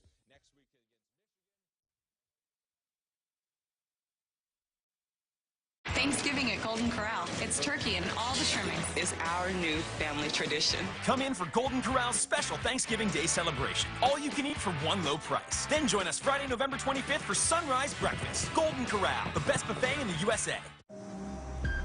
You never believed in fairy tales, knights in shining armor or happily ever after. But you believed when the right one came along, you'd be ready. Time to shine. Orbit. You bought a wig, a jersey, and overpriced nachos. Don't let sinus symptoms bring you down now. Get fast sinus relief with Vicks Sinex and get back in the game. Sinex, the congestion, pressure, pain to clear your head medicine. Why is a Vitamix blender among the most coveted kitchen appliances in the world? Because no one likes to chew a smoothie. Get smoother smoothies every time. Treat yourself to a Vitamix blender. It's the smart thing to do. Atlantis. Visit AtlantisBahamas.com for amazing savings on winter travel. Atlantis. What are we looking at here? Lists all over this safety thing. Third-party background checks for drivers. 24/7 trust and safety teams. Critical response line. All right, Lyft, 2 can play at this game. What if we had a safe word? What about boba? No, but if you actually wanted boba, it's gotta be more exotic. What's your wife's name? Oh, Barbara? Safe words, Barbara. I like that. Okay. David, you have one of the worst cavities I have ever seen. Okay, have a good day. Aren't you gonna fix it? Well, I'm not a dentist. I'm a dental monitor. I just tell you when you have a bad cavity. That's bad. Lunch? Oh, yes. Where are you going? Why monitor a problem if you don't fix it? That's why free credit monitoring isn't enough to protect you. At LifeLock, we not only alert you to identity threats. If you have a problem, we'll spend up to $1 million on lawyers and experts who'll work to fix it. LifeLock. Try 60 days risk-free using promo code CAVITY. Thanksgiving at Golden Corral. It's turkey and all the trimmings. Is our new family tradition. Come in for Golden Corral's special Thanksgiving Day celebration. All you can eat for one low price. Then join us Friday, November 25th for sunrise breakfast. Golden Corral, the best buffet in the USA.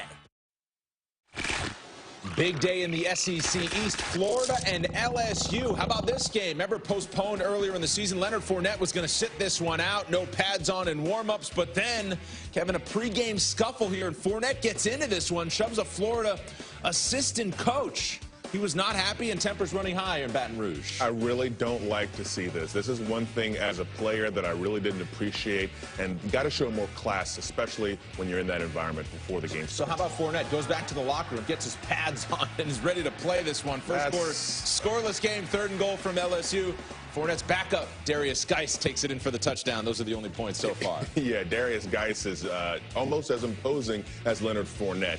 Pay attention to the run yards. I'm going to be a broken record today talking about rushing yards in the month of November. Football hurts. It doesn't really feel too good this time of the year. You got to run the football. We'll see. That game is on SEC Network and streaming live on Watch ESPN. For the SEC East, Florida win at LSU, or Tennessee loses in either of its last 2 games in conference. And Tennessee needs some help. They need to win out, and they need Florida to lose against LSU today. So the Volunteers will have their eyes on what the Gators do in Baton Rouge. Meanwhile, in College Station, UTSA is hanging with the Aggies right now, forcing a turnover here. Did not turn it into points, but they trail by 9 in College Station at the half.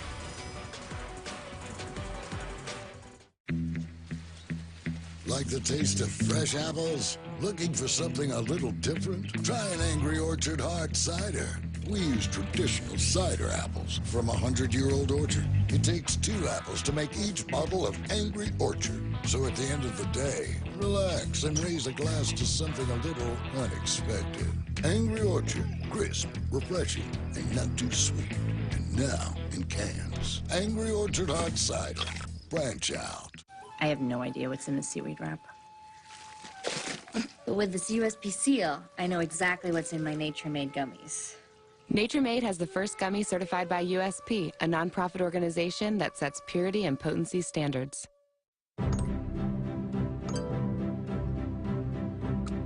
The first rule of being a Viking is that teamwork is important. Remember to do the little things. Help each other out. And the second rule of being a Viking, there's more than one way to win. Vikings, War of Clans. Play free now. Happy anniversary dinner, darling. Can this much love be cleaned by a little bit of Dawn Ultra? Oh, yeah. 1 bottle has the grease cleaning power of 2 bottles of this bargain brand. A drop of Dawn and grease is gone. If your favorite part of fajitas is the tender USDA Choice Angus steak, then Arby's new steak fajita flatbreads are for you. If your favorite part is the charred, fire-roasted peppers, then Arby's new steak fajita flatbreads are for you too. But if your favorite part is the sizzling hot skillet, sorry, it's too hot.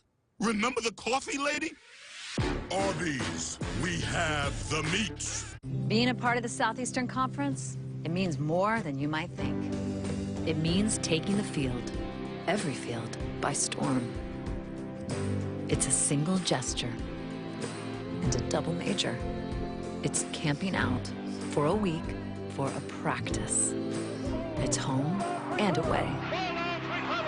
And it is so not a phase. Whatever it is, here, it just means more. After the first half at College Station, Texas A&M with a 16-7 lead. Jake Hubenak throwing to Josh Reynolds for the touchdown to get the scoring started.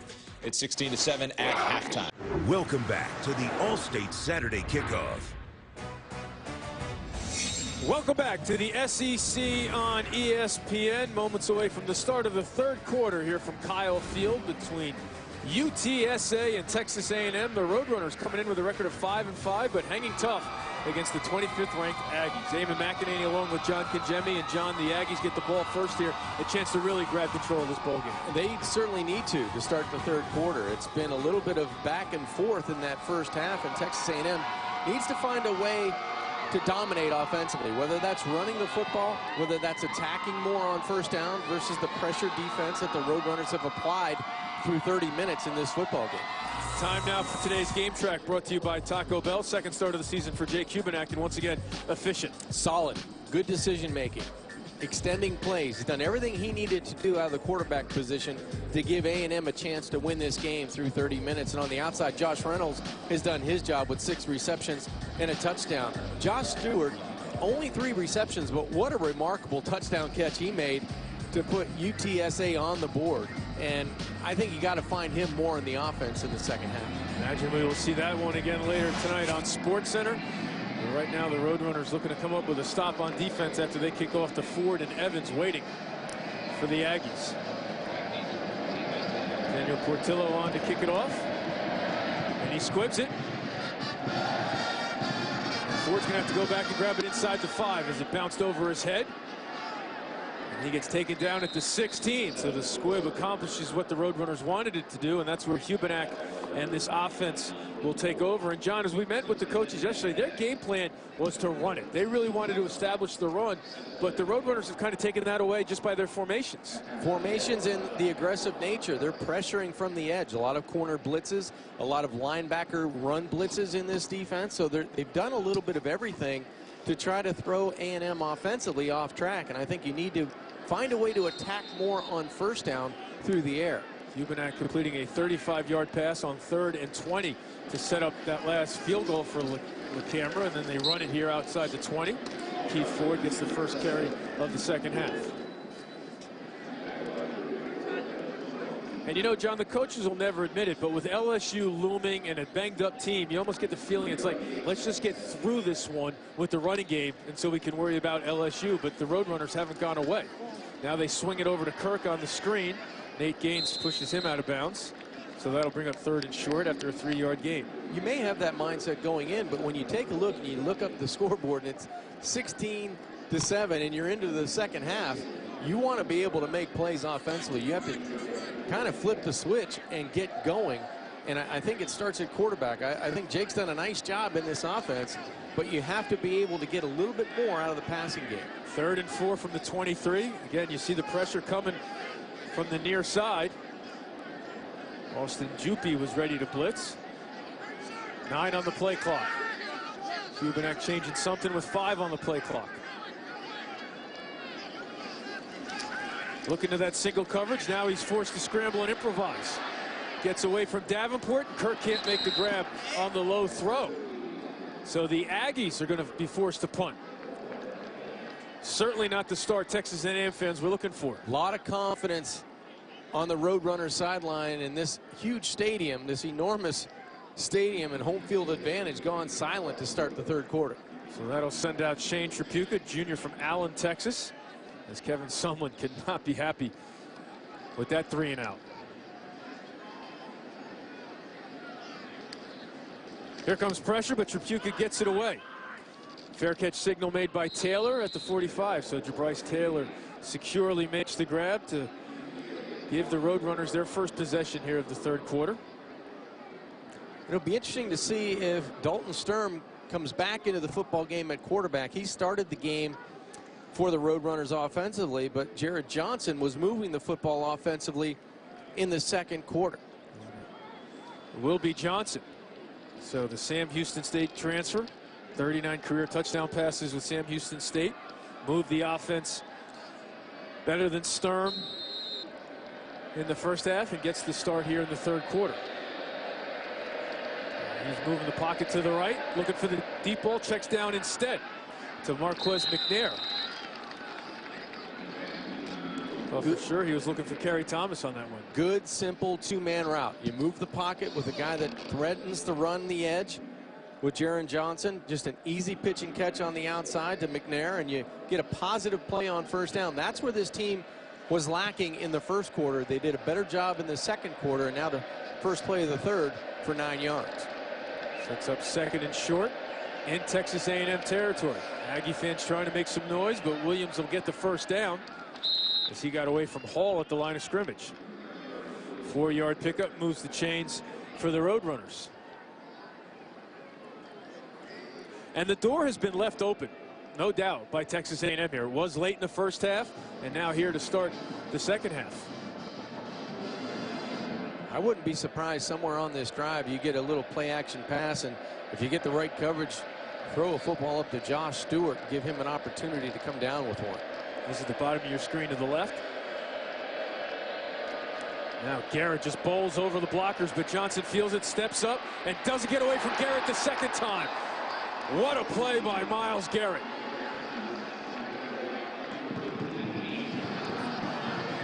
They doubled him, John, and it didn't matter. Long developing play. They were trying to get Stewart down the field, but it took way too long. And as you said, Myles Garrett blows through a double team off the edge and finally finds the quarterback, Jared Johnson, for the sack. You know, seeing that again, I don't know if that was a design double team. I just think Garrett blew the offensive lineman into Guidry in motion.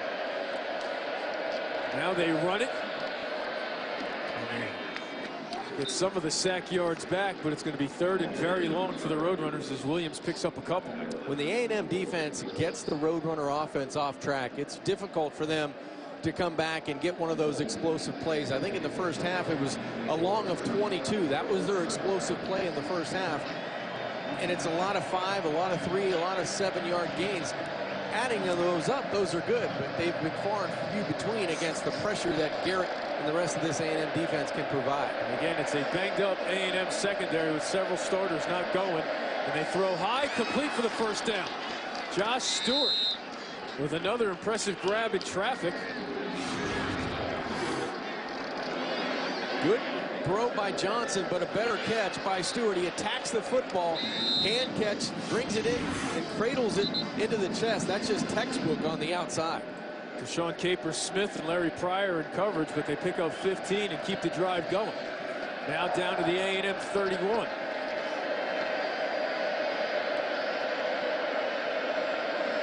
Now they empty the backfield, 5 wide receivers. Low throw, catch is made by the tight end Trevor Stevens.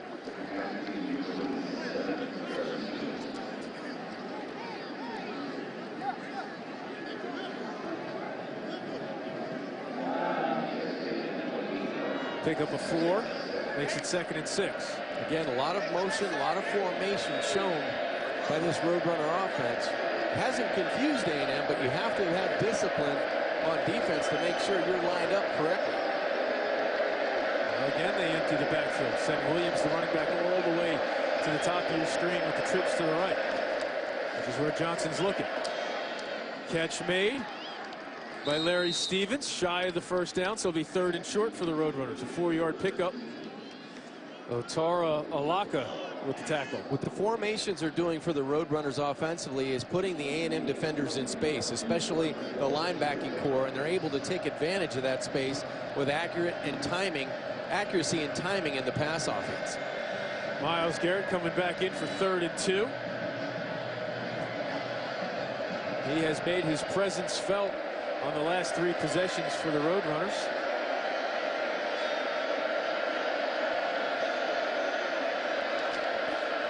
And they run his way, and I don't know. Tyrell Clay got the handoff, but it's going to be 4th down. So this could be your defining moment here for the Roadrunners. I think your offense stays on the field and you go for it here on 4th down. Already missed 1 field goal. This could determine if you're going to hang around here and be a nuisance for the Aggies, or if the Aggies get to roll and dominate here in the second half. 4th and 1 from the A&M 22. Someone up front for the Aggies needs to get penetration here on 4th down. Williams in the backfield. They give it to Williams. And it looks like he might have just gotten it. It's going to be close. But the official from the far side, the Roadrunner side, he put his foot forward to the first down, but they're going to bring out the chains. And that was a battle at the point of attack. I don't know if he got enough for the first down by that mark. I think he's going to be about a football short. I'm with you now that I see where they actually spotted it.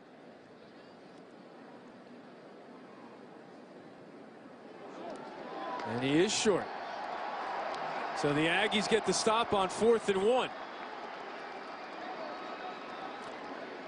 Texas A&M looking for some momentum. It comes from their defense on a 4th down play. They win the battle at the line of scrimmage. They end up stopping Williams at the point of attack, and now their offense must answer.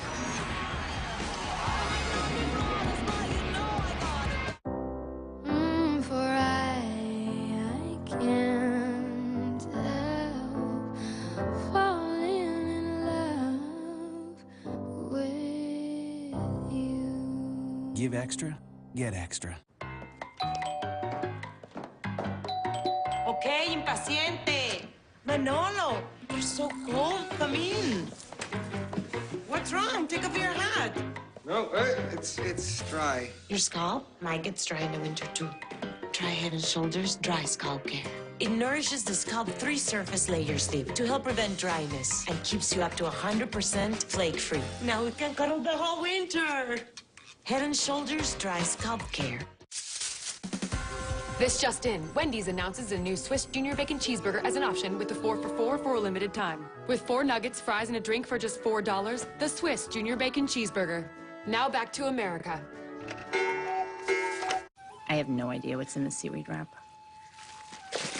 But with this USP seal, I know exactly what's in my Nature Made gummies. Nature Made has the first gummy certified by USP, a nonprofit organization that sets purity and potency standards. Do something. Oh, I'm not a security guard. I'm a security monitor. I only notify people if there's a robbery. There's a robbery. Why monitor a problem if you don't fix it? That's why free credit monitoring isn't enough to protect you from identity theft. At LifeLock, we not only alert you to identity threats. If you have a problem, we'll spend up to $1 million on lawyers and experts who'll work to fix it. LifeLock. Join starting at $9.99 a month. Being a part of the Southeastern Conference, it means more than you might think. It means the heart of a home, the heart of campus, in the heart of town, in the heart of an entire state. It means A1 and A2. It means all together and all in the family. Whatever it is, here, it just means more. ESPNU College Football All-State Saturday Kickoff. Brought to you by Old Spice. Just thought you should know.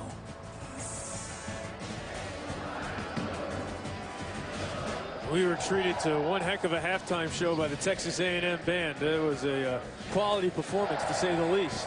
It was definitely entertaining. It's fun to hear the crowd interact with the band. It was first time here, so that was nice to see. You see how it ended on the logo with the band forming the T in the A&M. Now they're hoping for the Aggies to make some noise on offense. Travion Williams, and he gets walloped behind the line of scrimmage. Balin Baker, number 99, with the penetration. And the Roadrunners are getting off the ball at the line of scrimmage. You can tell the excitement and the energy is on the Roadrunner side right now. Nobody picks up big number 99 coming through Lockhart in a hurry. Loss of 6. And again, it is a patchwork offensive line for A&M this afternoon. 2nd and 16 from the 16. Pressure again, hit as he throws, and he throws high on Reynolds. So now the Aggies quickly are facing 3rd and long deep in their own territory. That's 2 plays in a row that Baker's been able to penetrate the line of scrimmage, first on the running play and then get a big hit on quarterback Hubenak. And keep in mind the defense now also getting Josiah Tawaefa, their leading tackler, back, 55 in white. He missed the first half because of a targeting penalty against Louisiana Tech. So this is a Roadrunner defense right now that's playing with confidence and looking for a stop to flip the field on 3rd and 16. Now the pressure's picked up. Hubenak steps up in the pocket, throws into double coverage, and they break it for a first down. Ricky Seals-Jones out near midfield. So I think when he originally caught the ball, he was going to be short of the first down, but he broke 2 tackles and creates an explosive play. Seals-Jones actually splits the tackle, or the attempt on a tackle by the defenders of the Roadrunners in the secondary. That actually springs him forward to the first down, and I agree, Eamon, he was well short of the first down on first contact. 37-yard pickup, and now here goes Williams into the open field. The 20, the 10, he will score! 47 yards.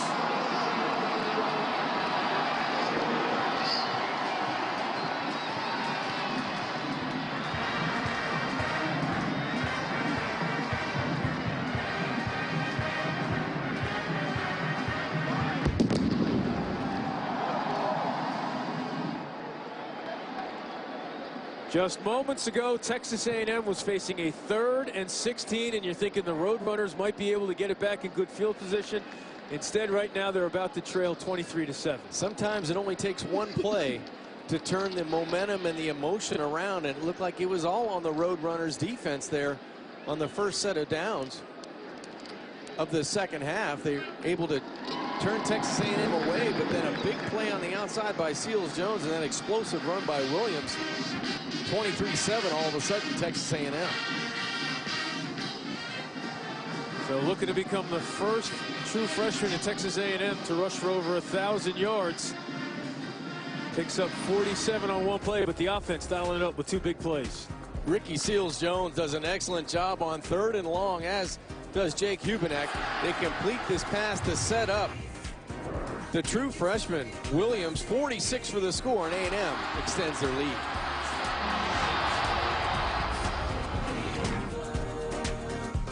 I always take the road less traveled. And if the road hasn't been traveled at all, I make my own road, pave my own path, build a shower to clean me off with the power of Old Spice Dirt Destroyer so I can get to the game.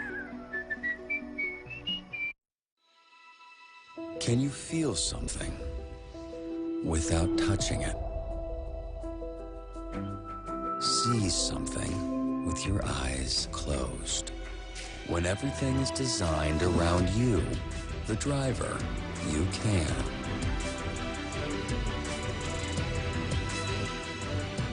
The new Mazda 3.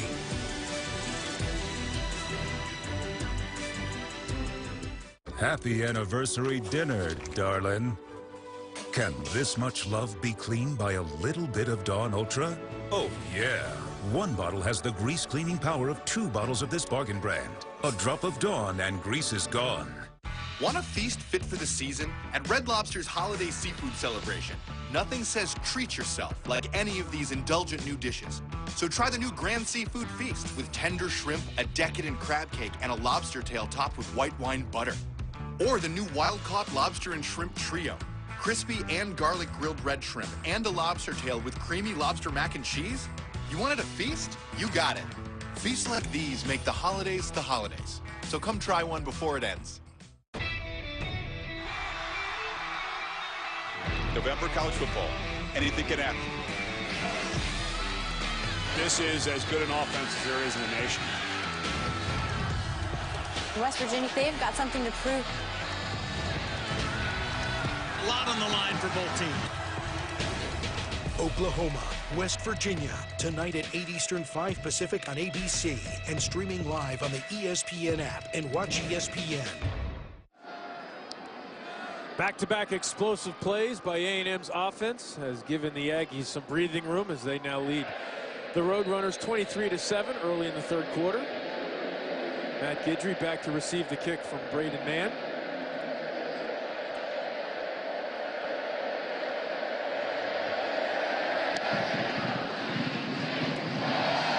Returnable for Guidry from the 4.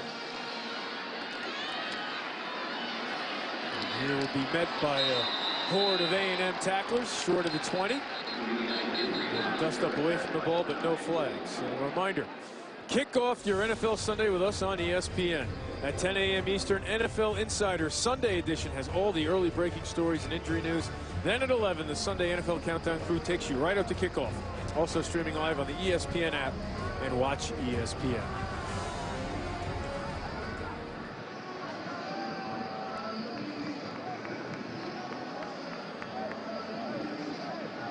So Jared Johnson had that impressive drive in the first half, but if the Roadrunners ever really needed a sustained drive or a big play, it is right now. Down by 16, looking to hang around in this game. First things first, they need a first down, positive play here to open up this set of downs.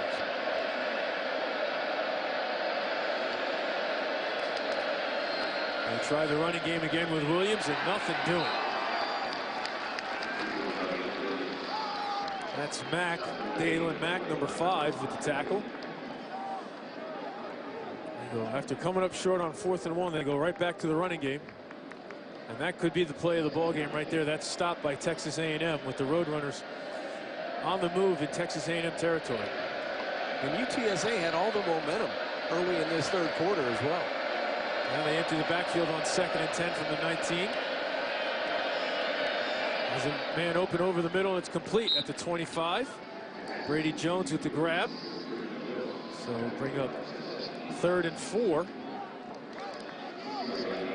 Good subtle movement in the pocket by Jared Johnson, who came on in that second quarter to replace Dalton Sturm and has been solid at the quarterback position. 5 for 5 in the second half for 38 yards. None bigger than this third down opportunity right now. Just 3 for 11 on third down conversions this afternoon. Looking at a 3rd and 4, and again they empty the backfield.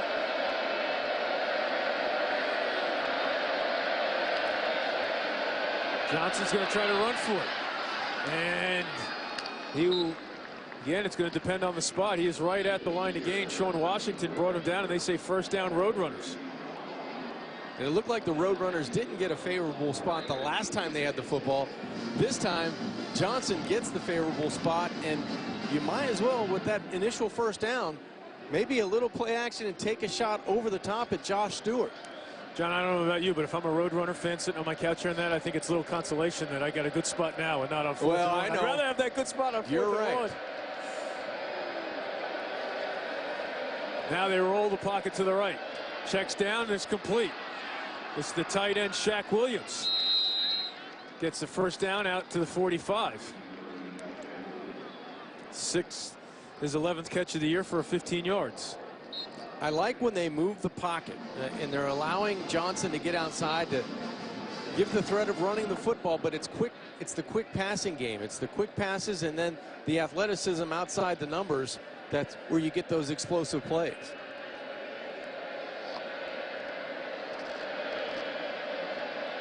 Johnson now under center. Straight drop back.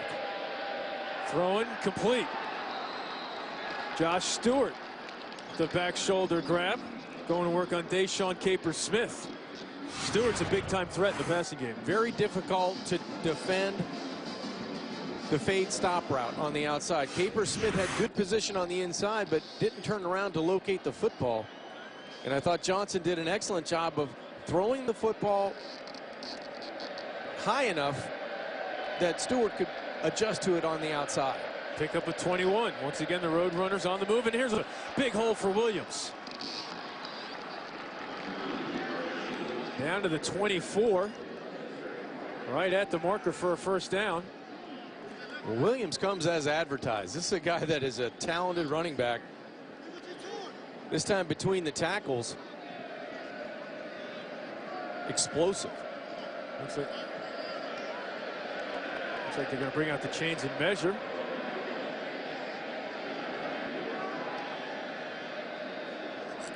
Coach Wilson telling us yesterday, Williams is everything you want in a running back.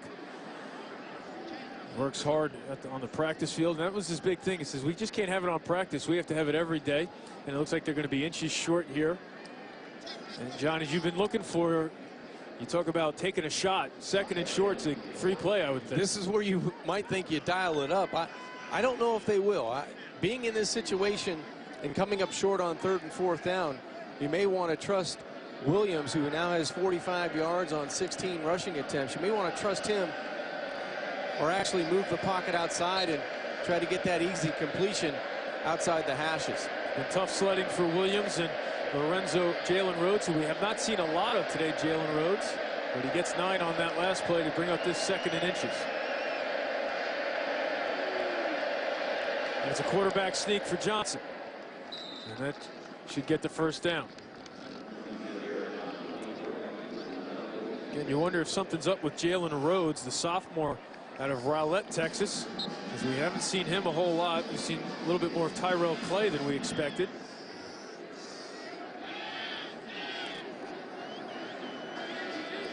And Johnson taking over for Sturm in the 1st half to lead this offense. Has him on the move again. It's a 1st and 10 from the Aggie 23. I'd get your quarterback outside and try to get that positive, easy completion.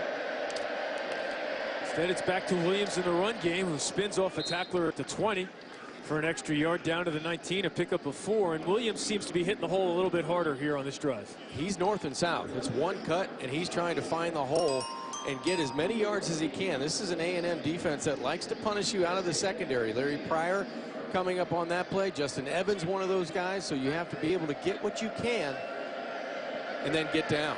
Josh Stewart, top of your screen, back in the field. His brother Kerry Thomas, bottom of your screen to the left on 2nd and 6.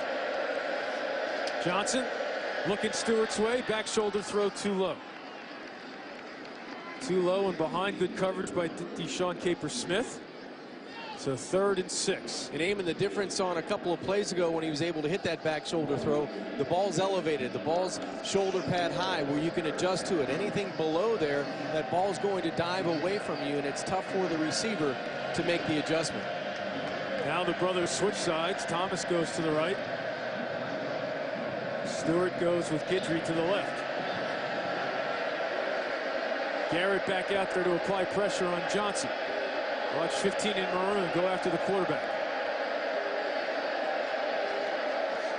They roll the pocket, and they're wide open.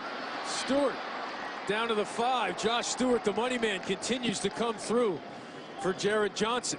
1st and goal for the Roadrunners after the 14-yard gain. Good execution offensively. They're able to move the pocket again and find their playmaker, Josh Stewart, who's wide open. He just finds a seam in the A&M secondary and sets down in the open area. Terrific read by receiver, good accuracy by the quarterback Johnson. And now the Roadrunners are knocking at the door at the 5-yard line. So a rare pickup for the Roadrunners on 3rd down, sets up 1st and goal from the 5. 11th play of the drive. Williams runs into a wall. Zay Coven Henderson playing angry on that play. A&M looking for a little more of that on 2nd and goal. Just when you thought the wind had come out of the sails for the Roadrunners after that, not getting it on 4th down and giving up the 2 big plays, the offense has marched down the field and given themselves an opportunity to once again make this an interesting ball game. Timeout A&M. Kevin Sumlin out to the 20-yard line. Timeout. 2nd and goal Texas from the 5 when we return. The Roadrunners knocking on Kevin Sumlin's door. Now is the time on Sprockets when we dance. Like the taste of fresh apples? Looking for something a little different? Try an Angry Orchard hard cider. We use traditional cider apples from a 100-year-old orchard. It takes 2 apples to make each bottle of Angry Orchard. So at the end of the day, relax and raise a glass to something a little unexpected. Angry Orchard, crisp, refreshing, and not too sweet. And now in cans. Angry Orchard hard cider. Branch out. This holiday season, don't give a crummy gift. Show them you really care with the Ring video doorbell. Ring lets you see and speak with anyone at your door from anywhere. But don't take my word for it. Check out over 10,000 5-star Amazon reviews. Like Robert, who writes, Ring is truly amazing. Video saved to the cloud? 2-way voice communication? Are you kidding me? No, Robert, we're not kidding you. Available at ring.com. I'm all about my bed. This mattress is dangerously comfortable. When I get in, I literally say, ah. Introducing the Lisa mattress. A better place to sleep. This bed hugs my body. I'm now a morning person. The Lisa mattress is designed to provide strong support, relieve pressure, and optimize airflow to keep you cool. Hello, bed of my dreams. Order online. We'll build it, box it, and ship it to your door for you to enjoy. Sleep on it for up to 100 nights and love it, or you'll get a full refund. Shipping and returns are free and easy. I love my Lisa. Today is gonna be great. Read our reviews, then try the Lisa mattress in your own home. Order now and get $75 off. Go to buylisa.com today. You need this bed. ESPN, home of the New Year's Six and the college football playoff.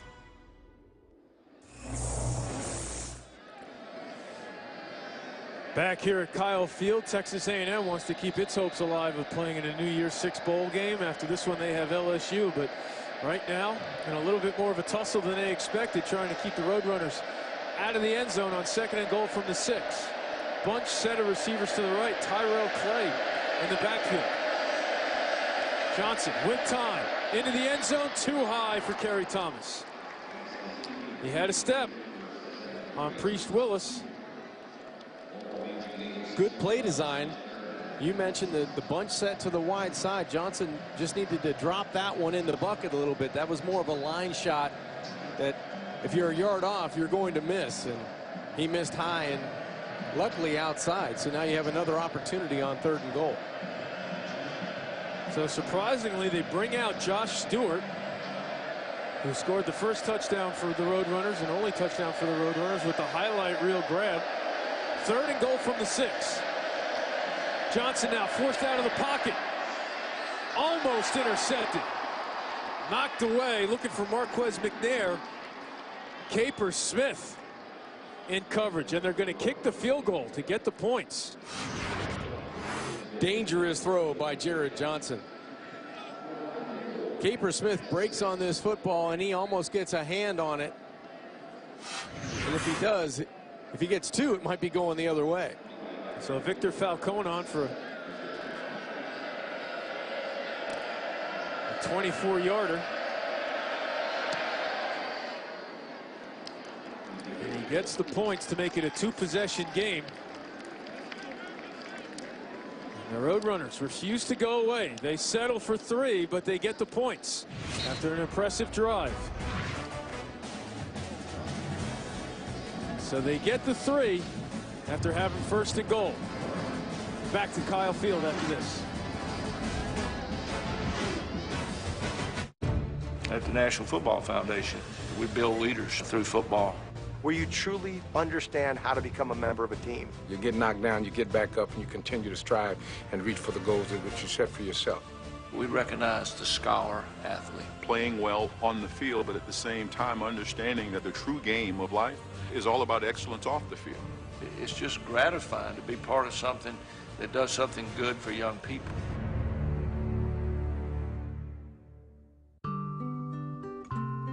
Ain't that cute? Phew, boy, it made sense when you saw how happy that ice cream made him. But now you just feel like a moron. Lucky for you, Husky Liner floor mats come with a form-fit edge that contains a spill like no other. Good job, guy. Now you never have to worry about your floorboards again. Husky Liners, guaranteed for life. Welcome back to College Station. Tonight, after a full day of college football, catch Sports Center at night with John Bucci-Gross and John Anderson. They'll have all the gridiron highlights as well as the NBA, NHL, and college basketball and more from a packed Saturday in sports. Sports Center at night after USC, UCLA on ESPN. It's, of course, also streaming live on the ESPN app and watch ESPN.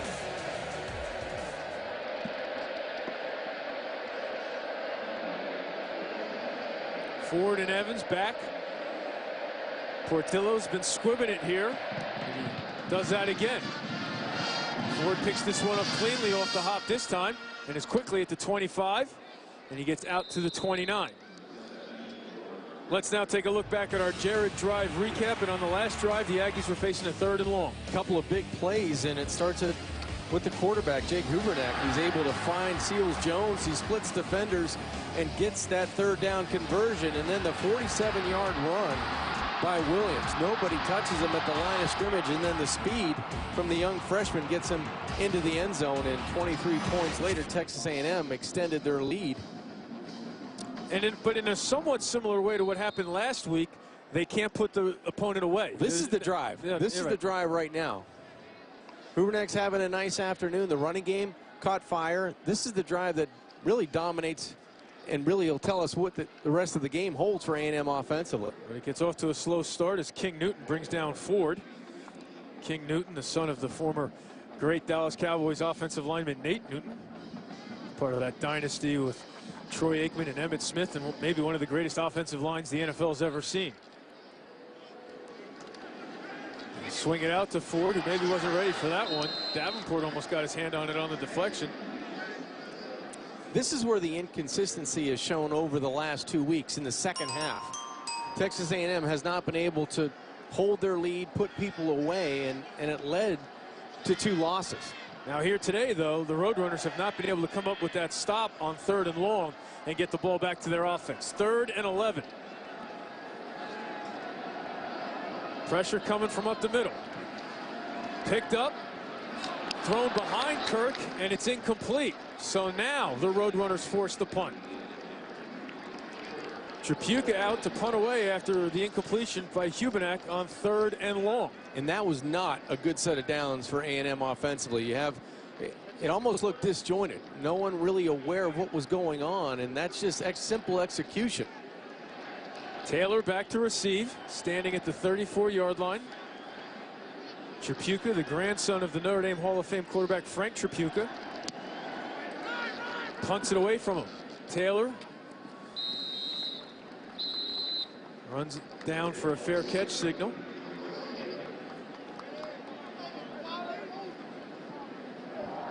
Again, if you're just joining us and you're wondering how the Roadrunners scored the touchdown, it's one of the greatest catches of the season, and certainly could be a top 10 on SportsCenter later tonight. And how they're hanging around, and this was a phenomenal catch on a throw that just gives Josh Reynolds, or actually just gives Josh Stewart a chance to go up and catch the football. It's one hand, right hand up, right foot down, completed the catch, and it's good for 6 points, and that was just spectacular individual effort. And good coverage by Caper Smith. You kind of give up on the play when you see a ball thrown that high and that wide, but he had the long arm of the law to go grab it.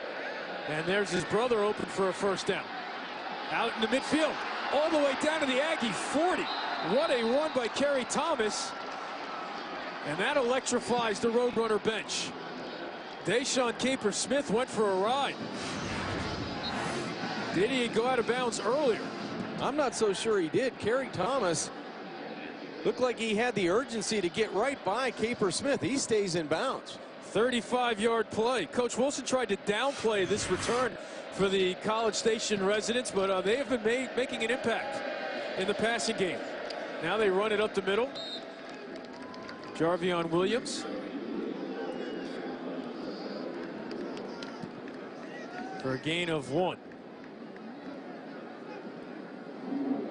If the Roadrunners can get points out of this drive, it has to make Texas A&M a bit nervous after that last offensive 3 and out. Oh, there is no doubt if they get points here, there will be many nervous people in Kyle Field.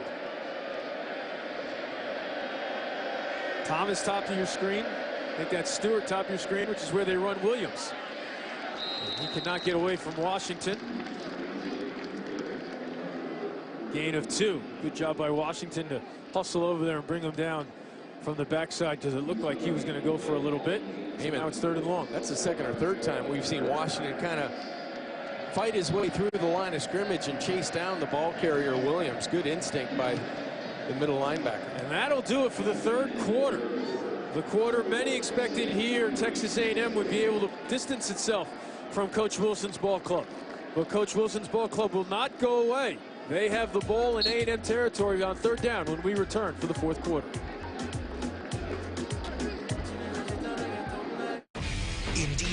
Michigan, today at 3:30 on ESPN.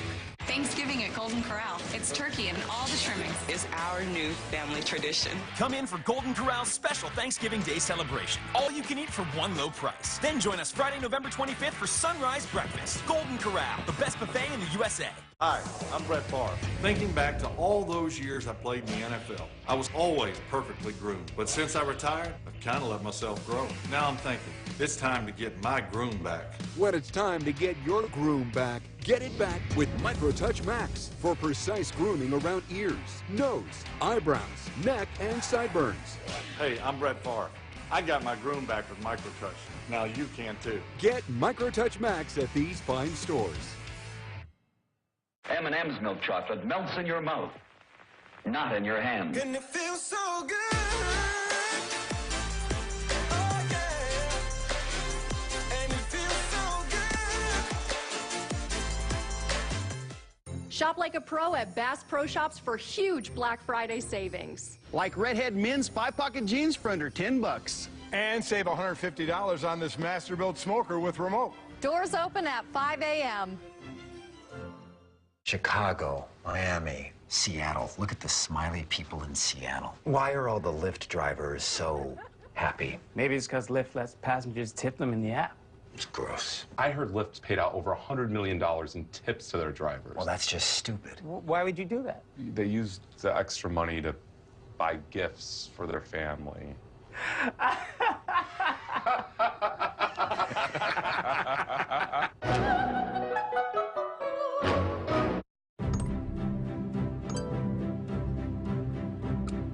The first rule of being a Viking is that teamwork is important. Remember to do the little things. Help each other out. And the second rule of being a Viking, there's more than one way to win. Vikings, War of Clans. Play free now. Thanksgiving at Golden Corral. It's turkey and all the trimmings. Is our new family tradition. Come in for Golden Corral's special Thanksgiving Day celebration. All you can eat for one low price. Then join us Friday, November 25th for Sunrise Breakfast. Golden Corral, the best buffet in the USA. Brandon Fitzgerald, Kevin Carter with a studio update from East Lansing, where Ohio State's Mike Weber gets in, Kevin. He punches it in from a couple of yards out. Rushing yards in the second half, 17-10 in the third. Back to you. And in the third quarter, Eamon, back to you.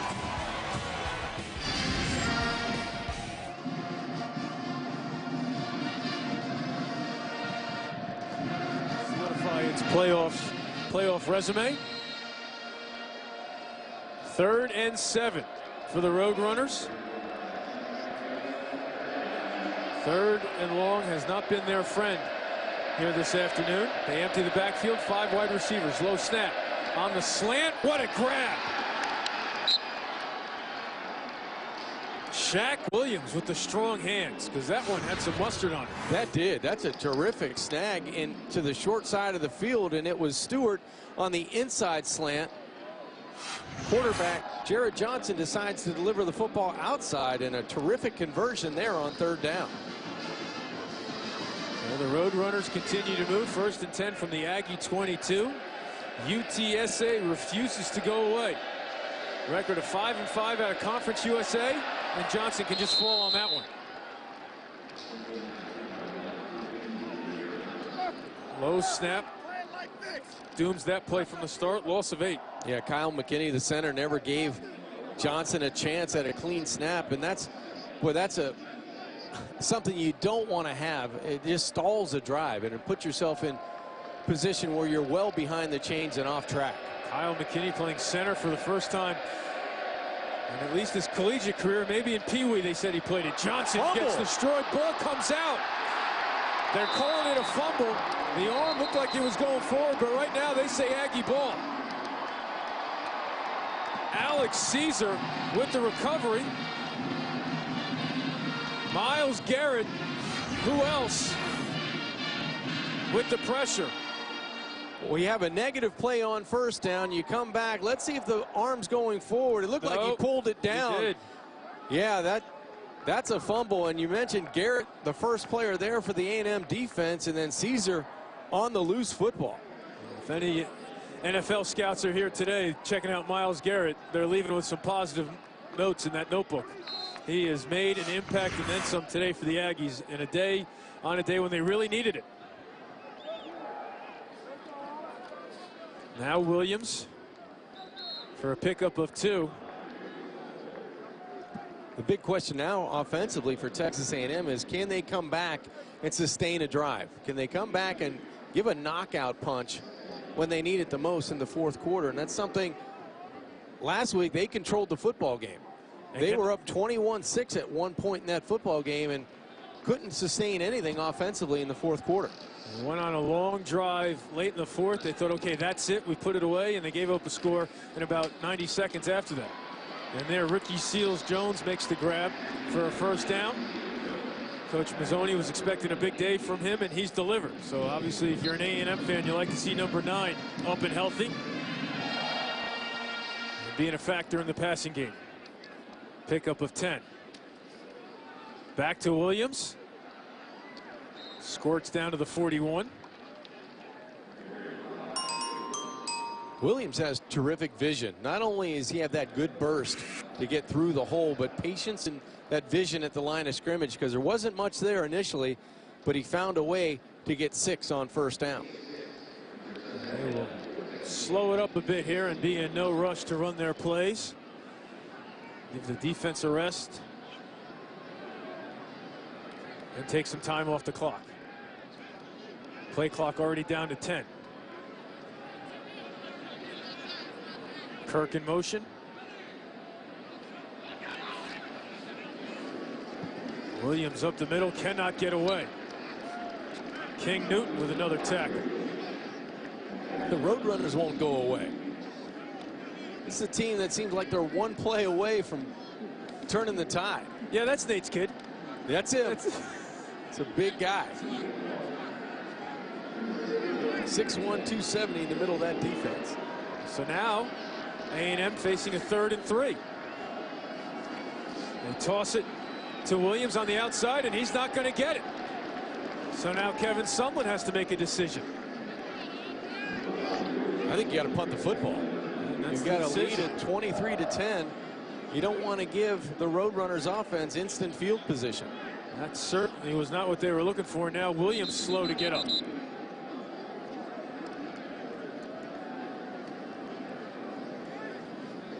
Freshman out of Houston, being looked at by the training staff, and will step aside as well. Back to College Station after this. Texas A&M about to punt. 11-7. Thank you. I have no idea what's in the seaweed wrap. But with this USP seal, I know exactly what's in my Nature Made gummies. Nature Made has the first gummy certified by USP, a nonprofit organization that sets purity and potency standards. When you go out for a hamburger, you shouldn't have to pay for beef that has to be thawed. That's why Wendy's cooks yours with fresh, never frozen beef, unlike some other guys. So when you want a juicy hamburger, Wendy's believes you should spend your hard-earned cash on fresh beef. Enjoy your phone. You too. All right, be cool. You got the amazing new iPhone 7 on the house by switching to AT&T. What? And you got unlimited data because you have DirecTV? Okay, just a few more steps. Door! School.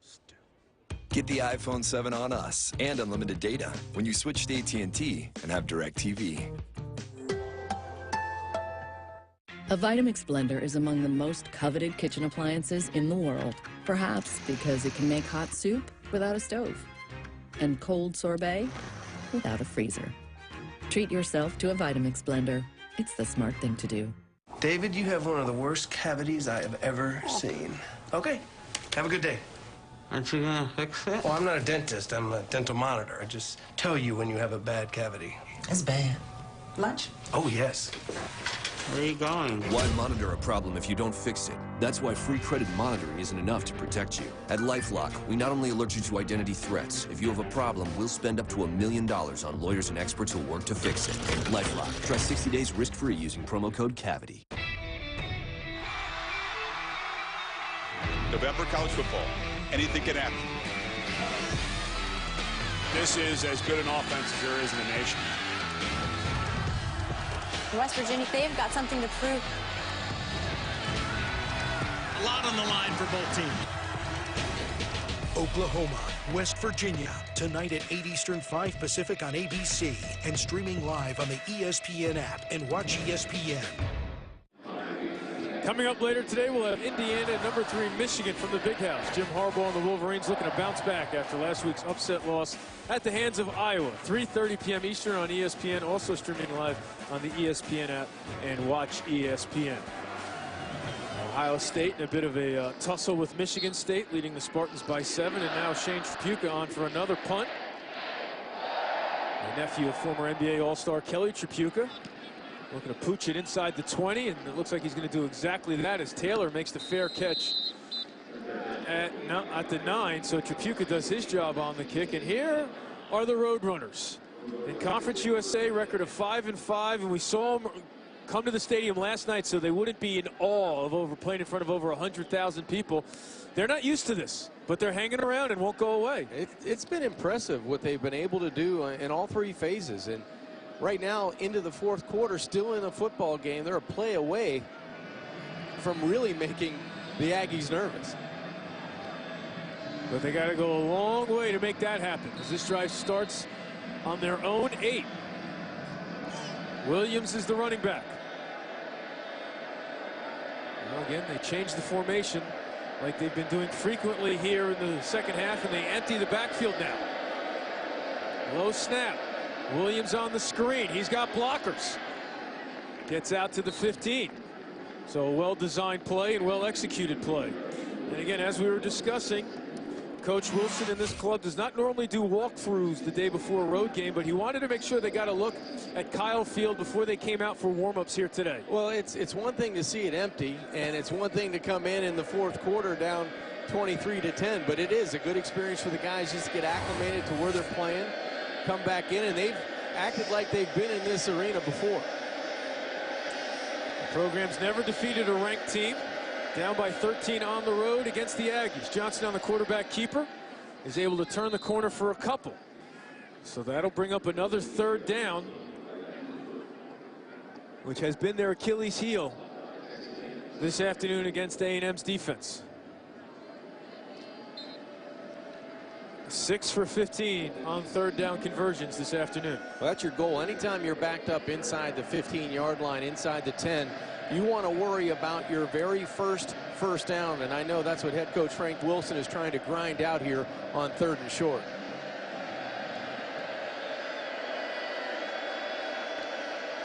Here comes pressure. Garrett's going to bring him down for another sack.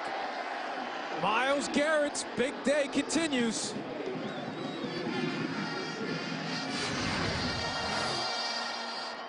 Myles Garrett is a game changer, and he can do it on one snap. He's just speed and strength on 3rd down has been dominant this entire afternoon. Loss of 8. He now moves past Marcus Buckley, 6th all-time in the Texas A&M sack list. 3 more, he'll tie Von Miller.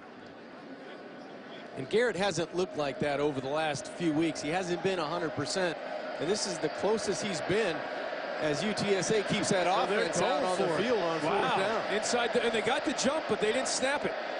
So 4th and 9 on their own 9. Garrett snaps again. I think they got to call timeout, yeah. And they're going to pick up 5 yards because Garrett was offsides.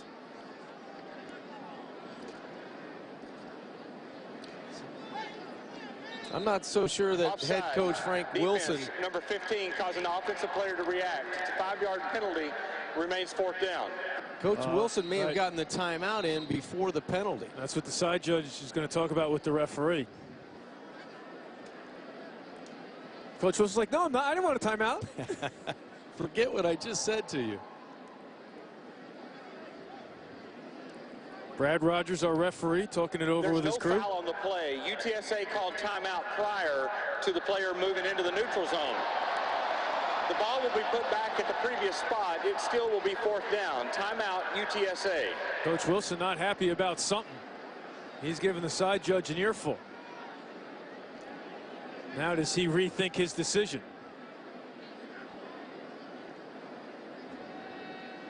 John, what do you think about going for it on your own 9? I don't think it's a very good idea, because if you miss, it's instant points, and you want to be able to get the football back and trust your defense. They've done a good job here in the second half. It's been 2 explosive plays from Texas A&M that really widened the gap to 23-10. 4th and 9 because of another big play by that man, Myles Garrett. He's been dominant on the edge. He's able to pursue quarterbacks, pursue running backs, run downfield, and cause havoc in the backfield. 8 tackles on the afternoon, 4 tackles for loss, 4.5 sacks, and a pressure and a breakup at the line of scrimmage. So he's done it all for the Aggies defensively. And continuing to move up the all-time list for sacks here.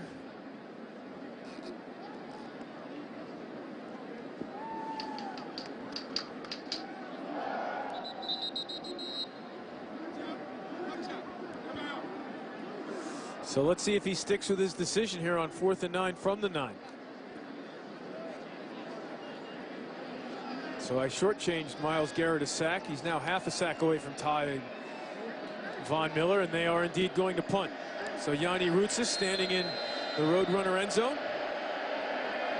Kirk, one of the best punt returners in the business, if not the best, back to receive, but he makes an early fair catch indicator and makes the grab safely at the 45. But Myles Garrett on 3rd and 3 coming up with another sack to force a punt. The Roadrunners won't go away, but the A&M defense has been dominant.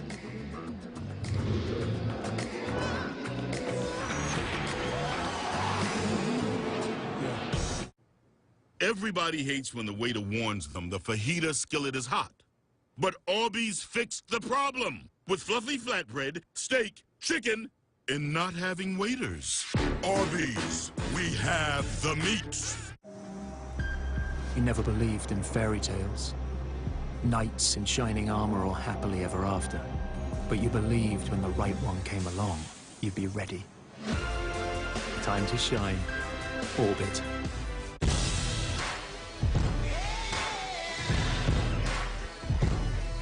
Well, still on living in the same old life.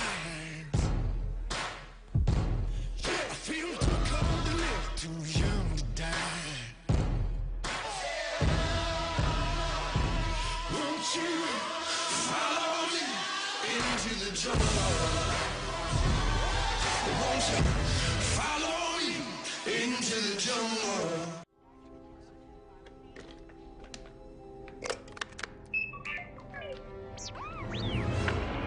This R2 unit must be delivered to the rebellion. Come on, R2. Welcome to the rebellion.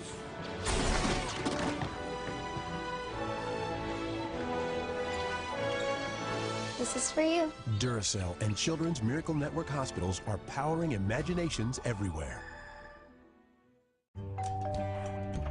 Hi, neighbors. Come on in. Thanks so much for having us over. Why are you wearing those helmets? Oh, we just saved money on our auto insurance by insuring both of our cars with the General. Oh, how about some coffee? Right this way. At the General, you can get an anonymous online quote in minutes with low payments and a choice of payment due date. Good cupcakes. Good insurance advice. Get your anonymous online quote today. For a great low rate you can get online, go to the General and save some time. ESPNU College Football, All-State Saturday Kickoff. Brought to you by Allstate, proud supporters of college football. It's good to be in good hands. Back to the home of the 12th man here in College Station. Good crowd on hand, and not exactly what they expected for the early kick against the visitors from San Antonio. But the Roadrunners won't go away. So now on this drive, let's see if A&M leans on its running game. Again, Ford met behind the line of scrimmage. Remember, Williams was injured on the last series. And this defensive line for UTSA has been getting penetration for most of the second half. That's a loss of 2. And that was Kevin Strong, the defensive end at the point of attack, doing a terrific job getting in the A&M backfield.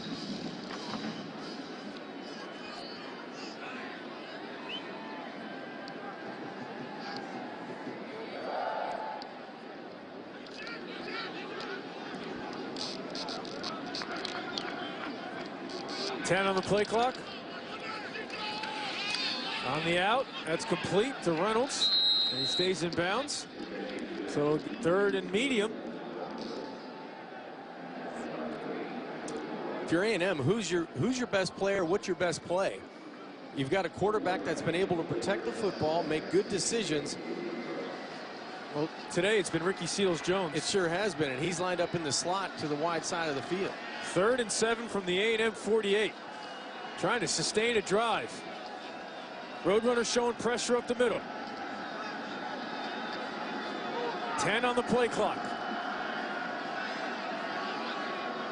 5. Pressure picked up to throw over the middle, complete for a first down to guess who? Ricky Seals-Jones. So good job by the patchwork offensive line to pick up that blitz, and a better job by Seals-Jones to get open for 12 yards. Not only do you do a good job at play-by-play, you may be a coordinator in your future. That's just because I hang out with you on Friday nights, John. Got that family Thanksgiving game coming up where I call the plays. That's always a disaster. Hubenak keeps it himself in slides. You ever try to teach your RPOs to 8-year-olds? That's right. This is where A&M really wants to control the clock. You know, you're leaning on the clock. You're leaning on a 23-10 lead. That was a great conversion. Good pass by Hubenak. Finds Seals-Jones. But you want to be able to really do what you want offensively, and you have to be able to control it with the play of the quarterback, and he's been very solid this afternoon. Under 7 minutes to go. Iguagu coming off the edge, and he got hit as he threw that one by his own man. The offensive lineman was pushed into Hubenak when he threw that ball, forcing the errant throw. So good penetration again by the men up front for the Roadrunners. And now they get some fresh legs out there. Mass substitutions on the D-line for UTSA. And I think that the problem came with Williams out of the game at running back. I think the running back moved from the left to the right and got into the throwing lane of the quarterback. Ricky Seals-Jones in the slot to the right. He's been clutch on 3rd down, but Hubenek's not going to get a chance. Brought down by Ben Kane. So 43, Ben Kane with the sack, and the Roadrunners are going to get the ball back. A loss of 10. The Roadrunners defense finds a way to get penetration, not only on 2nd down, getting their hands on the football, but Ben Kane from the right side getting to the feet of Jake Hubenak for the 4th down opportunity here and punting the football back to the Roadrunners. So Shane Trapuka seeing a lot more action here in the 2nd half than the Aggie fans wanted. High snap, gets it down and gets the kick off. High but short. Taylor with the fair catch signal made and the grab at the 8. So the Aggies cannot take a whole lot of time off the clock. The Roadrunners come up with the stop, courtesy of Ben Kane with the sack on 3rd down. Roadrunners ball when we return. Indiana, Michigan, today at 3:30 on ESPN. Can you feel something without touching it? See something with your eyes closed. When everything is designed around you, the driver, you can.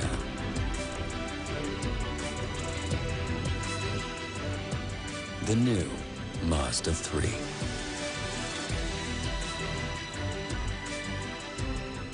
Happy anniversary dinner, darling. Can this much love be cleaned by a little bit of Dawn Ultra? Oh, yeah. 1 bottle has the grease cleaning power of 2 bottles of this bargain brand. A drop of Dawn and grease is gone. Let's get saucy. Let's get classic. Let's get mac and cheesy. Let's burger. 3 delicious burgers, $6.99 each, anytime at Red Robin. With bottomless steak fries, of course. Red Robin. Yum. This holiday season, we'll get more packages delivered to our doors than ever before. But what's convenient for us is opportunity for this guy. With a Ring Video doorbell, you build a ring of security around your door that protects your home and puts security in your hands. Can I help you? Take back your doorstep and protect your home. You're always home with Ring. Available at ring.com. Wait a second. What are we doing? Now's the time on Sprockets when we dance. Hello, party people. Are you tired? Champion of the world. It's prime time now, baby. Now we will chop it up. That's what the kids say. Rejected. The champagne is flowing. We get that. When do we eat?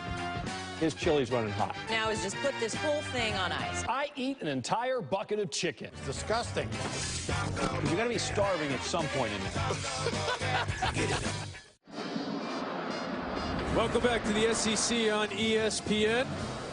Here in College Station, UTSA won't go away. They have the ball back down by 2 touchdowns with 6:02 left to play, but they have been able to move the ball. They just haven't been able to put it in the end zone. Well, the second half has been a different story for UTSA in terms of total yards compared to the first half. 140 to 109 for Texas A&M. So they've been able to turn the tide, but down 23-10 with only 6:02 left. They have to be able to get out of this hole with a couple of explosive plays and get on the scoreboard. They also have to figure out a way to block Myles Garrett. Number 15 in maroon has been a one-man wrecking crew, especially here in the second half. They run away from him with Williams, who cannot get to the outside.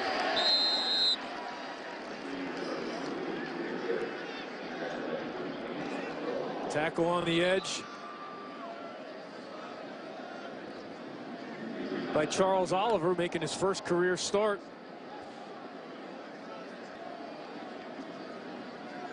And there's an injured lineman for UTSA. Looked like it was Reed Dara down for the Roadrunners. So we'll step aside. Back to College Station after this. Yeah, just text me. You're going to get a text. This must be what Antonio Brown feels like in the end zone. This must be how Lucas felt when he got KD's number. Pepsi. Thanksgiving at Golden Corral. It's turkey and all the trimmings. Is our new family tradition. Come in for Golden Corral's special Thanksgiving Day celebration. All you can eat for one low price. Then join us Friday, November 25th for sunrise breakfast. Golden Corral, the best buffet in the USA. Sorry. Sorry. Brett Gertz. Sorry, I was eating a Milky Way. How do you become America's #1? Start by taking care of families for 70 years. Earn the trust of 32 NFL teams. Be there for America's toughest. And help when help is needed. America's #1 isn't a status earned overnight. It's earned in every wash and re-earned every day. Tide, America's #1 detergent. There was a time when the sea gave way to the sky, raising an amazing destination like no other. Atlantis, where memories are destined to live forever. Visit AtlantisBahamas.com for amazing savings on winter travel. Atlantis, always amazing.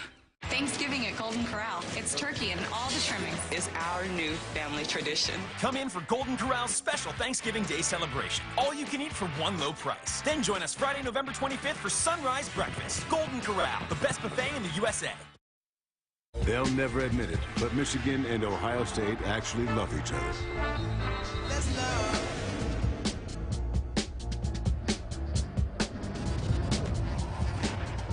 Ohio State, Michigan next week. They got to get through their bowl games this week as we take a look at this week's college football playoff rankings brought to you by Chick-fil-A. Certainly right now it's Alabama and everyone else. You get that feeling, but Louisville, don't think they'll be in the 5 spot next week. Boy, and what a game against Houston. Houston totally dominating the Cardinal, and you have to watch for a team like Wisconsin, a team like Penn State, who we never thought would be in that talk coming into the month of November. Certainly Tom Herman at Houston is opening some eyes in the college football world, and that's a first down complete to Kerry Thomas. Good job by Johnson to hang in the pocket. Pickup of 12. Johnson showing some courage because there were some Aggies bearing down on him in the end zone. Well, you're right. It's tough getting those pass yards when you have to hang in the pocket. You know you're going to get pressure off the edge from Myles Garrett. So under 5.5 to go. Clock continues to move. Roadrunners with 2 timeouts left. Remember, they took one on the 4th down before they decided to ultimately punt. Johnson pumps, throws that one in the dirt. Looking for Brady Jones. But John, to your point, you've been saying it throughout the second half, at some point they're going to have to go for the home run ball here because they have to score twice. Well, it's got to be Josh Stewart. It's got to be down the field and just get it close. It doesn't have to be a perfect pass. Give him an opportunity to go up and catch the football. And he's facing a defense where he's shown that he's been able to go up and get it. Charles Oliver draws the assignment, bottom of the screen. If the coverage warrants it, I would give him an opportunity. I just have to be able to block Garrett long enough for that big play to develop. And here he comes again. He gets away from him. Knocked down. I think it was Kiki. Kingsley Kiki in Johnson's face after Garrett forced him out of the pocket. Yeah, guess who was there first? Number 15, forcing the quarterback, Jared Johnson, to kind of reload, shuffle his feet. And you mentioned the broken up pass at the line of scrimmage from Kiki. So anytime you get Myles Garrett coming with a whole head of steam, it's tough to avoid. He's been in the backfield with regularity. They're going to have to roll the pocket out to the right to avoid Garrett. 3rd and 10 from the Roadrunner 21. On the slant, incomplete. Good coverage by Oliver, looking for Josh Stewart. So now it comes down to this. 4th and 10, down by 2 touchdowns, under 5 minutes to go. They're going to punt the football. Wow. I'm surprised at that decision. I was with you the last time that it wasn't a good decision. I don't know about now, because you need the ball back twice. It's a tough one. I think you may have to keep your offense on the field if you're head coach Frank Wilson. Now, last week they faked the punt and faked the field goal, so they have no problem rolling the dice, but everyone's expecting or looking more for a fake now on 4th and 10. And Lutzis does indeed kick it away. Kirk with the fair catch at the 35. So now, can the Aggies run out 4:49? Tonight on ABC, it's a Big 12 battle between number 9 Oklahoma and number 14 West Virginia. The winner keeps their college football playoff hopes alive. 8 p.m. Eastern, 5 Pacific. Also streaming live on the ESPN app and watch ESPN. Oklahoma playing a little bit better defense than they were a few weeks ago, but both offenses can score a lot of points. Here at Texas A&M, the Aggies trying to keep their New Year's 6 bowl hopes alive. They get LSU next. LSU now losing to Florida 10-7 in that one early in the 3rd. So Keith Ford out there. Remember, Travion Williams injured a couple of series ago. So they run it to Ford to the right. He gets out across the 40. The offensive line of Texas A&M can be as dominant with under 5 minutes remaining as they were on that play. The Roadrunners may not get the football back. Pickup of 8. Kevin Sumlin with his eye on the play clock and the game clock, and no rush whatsoever to have them start these plays.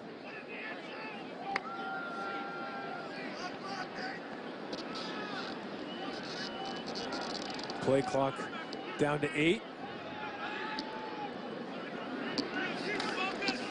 Back to Ford. He has an alley again into Roadrunner territory. Down to the 45. Tackled by Jordan Moore. All these A&M backs need is a crease, and they can get north and south in a hurry. 12-yard pickup. Clock starts to run again. Under 4 to play. And the Roadrunners only with 2 timeouts remaining, as you mentioned. Kind of in a helpless situation right now.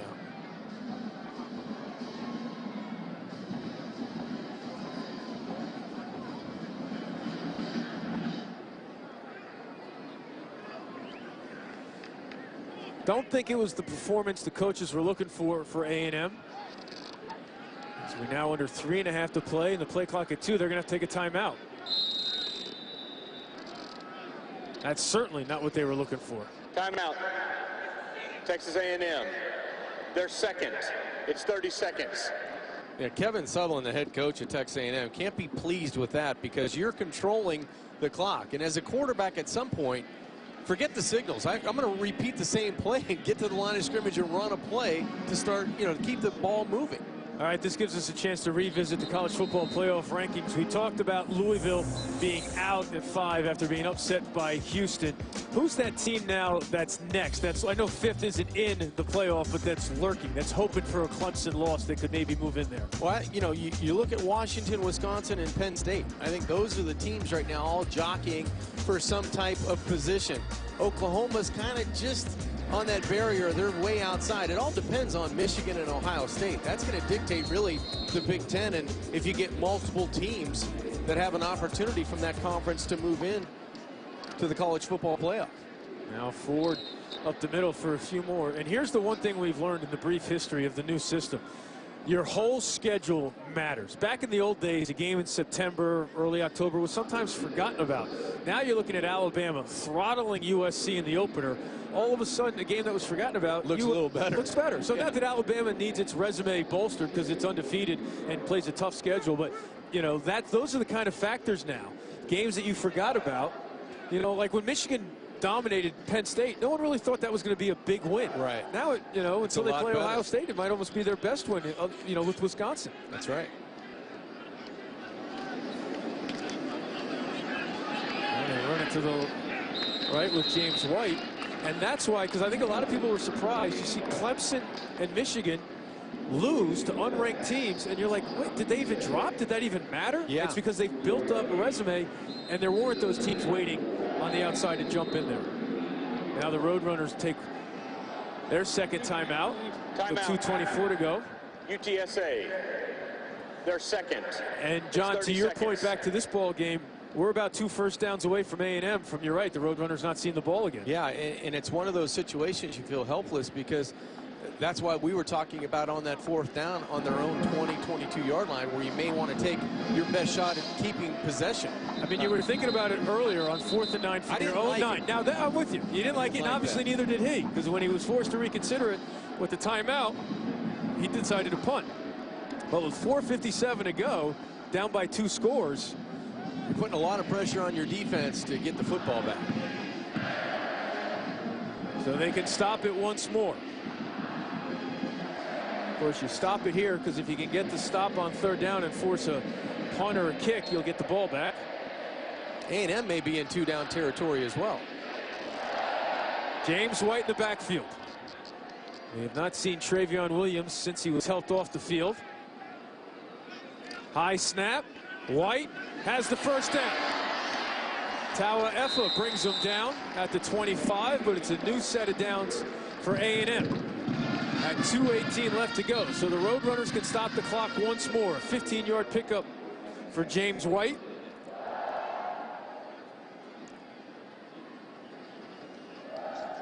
Texas A&M and their offensive line did a much better job here when they needed to create movement and create space the most. Now we're under 2 to play and moving.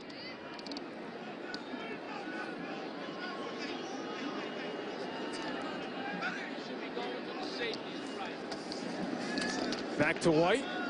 He runs into Davenport. And the Roadrunners take their final timeout with 1:36 left to play after the 4-yard pickup by White. It's 30 seconds. So, John, as we were discussing at one point here on this drive, certainly not the performance I think the Texas A&M coaches were looking for. They're going to take the W, but they're still got to feel a little bit uneasy about this team getting ready for LSU. Well, they found a way to win this game, and that was their main goal. And it's very hard for an athlete to not look forward to the game that is after this. But I think that they had enough execution on defense. They were able to turn loose a Myles Garrett that's been as healthy as he's been all year. And I think they've been able to get another game under the belt of Jake Hubernack. So going into LSU, you got to feel somewhat a little bit more secure on how your quarterback's going to play in a game and how they're going to react and what your game plan is. So when you take a look at the totality of everything, I think A&M is just going to be happy with the win, rest some players on defense, and get ready to get after it against LSU next week. And the Roadrunners cannot stop the clock. 96 seconds left, and they're throwing. Catch made by Tabuyu, and he stays in bounds, and that one certainly caught me off guard, but he does stay in bounds, so effectively it's a long throw that does the exact same thing as a run.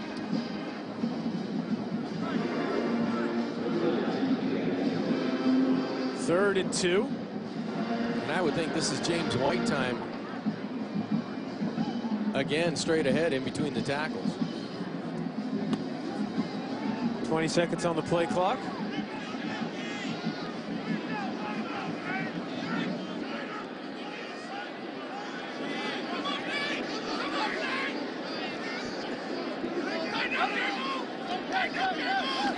It is indeed James White time, and I think he's short. But it's really not going to matter. I don't know if they're even going to have to snap it. You got 37 seconds left on the game clock, so about a 3-second differential. Maybe 2-second differential. Yeah, Hubenak can just take the snap and maybe take a few steps and kneel down and call it a day. So the Roadrunners put up a valiant fight, but in the end they didn't have enough on the offensive end, and they didn't have an answer for Myles Garrett. Texas A&M will pick up win number 8 on the season and turn its attention to LSU. White. And that'll do it. So A&M breathe a sigh of relief and pick up the W. A little bit tougher than they thought it would be. Not as smooth or as clean a ball game as they thought it would be, but they'll take it. They will. They did enough on offense. They found a healthy Myles Garrett on defense. They surrounded and swarmed to the football, made enough explosive plays on both sides to win this football game at home. And when Myles Garrett gets drafted by the NFL, I think we might see a few clips from today's ball game, because he was a dominant force for this defense, and the Roadrunners had no answers for him. So Kevin Sumlin's team improves to 8-3. They win it 23-10. They get ready for LSU.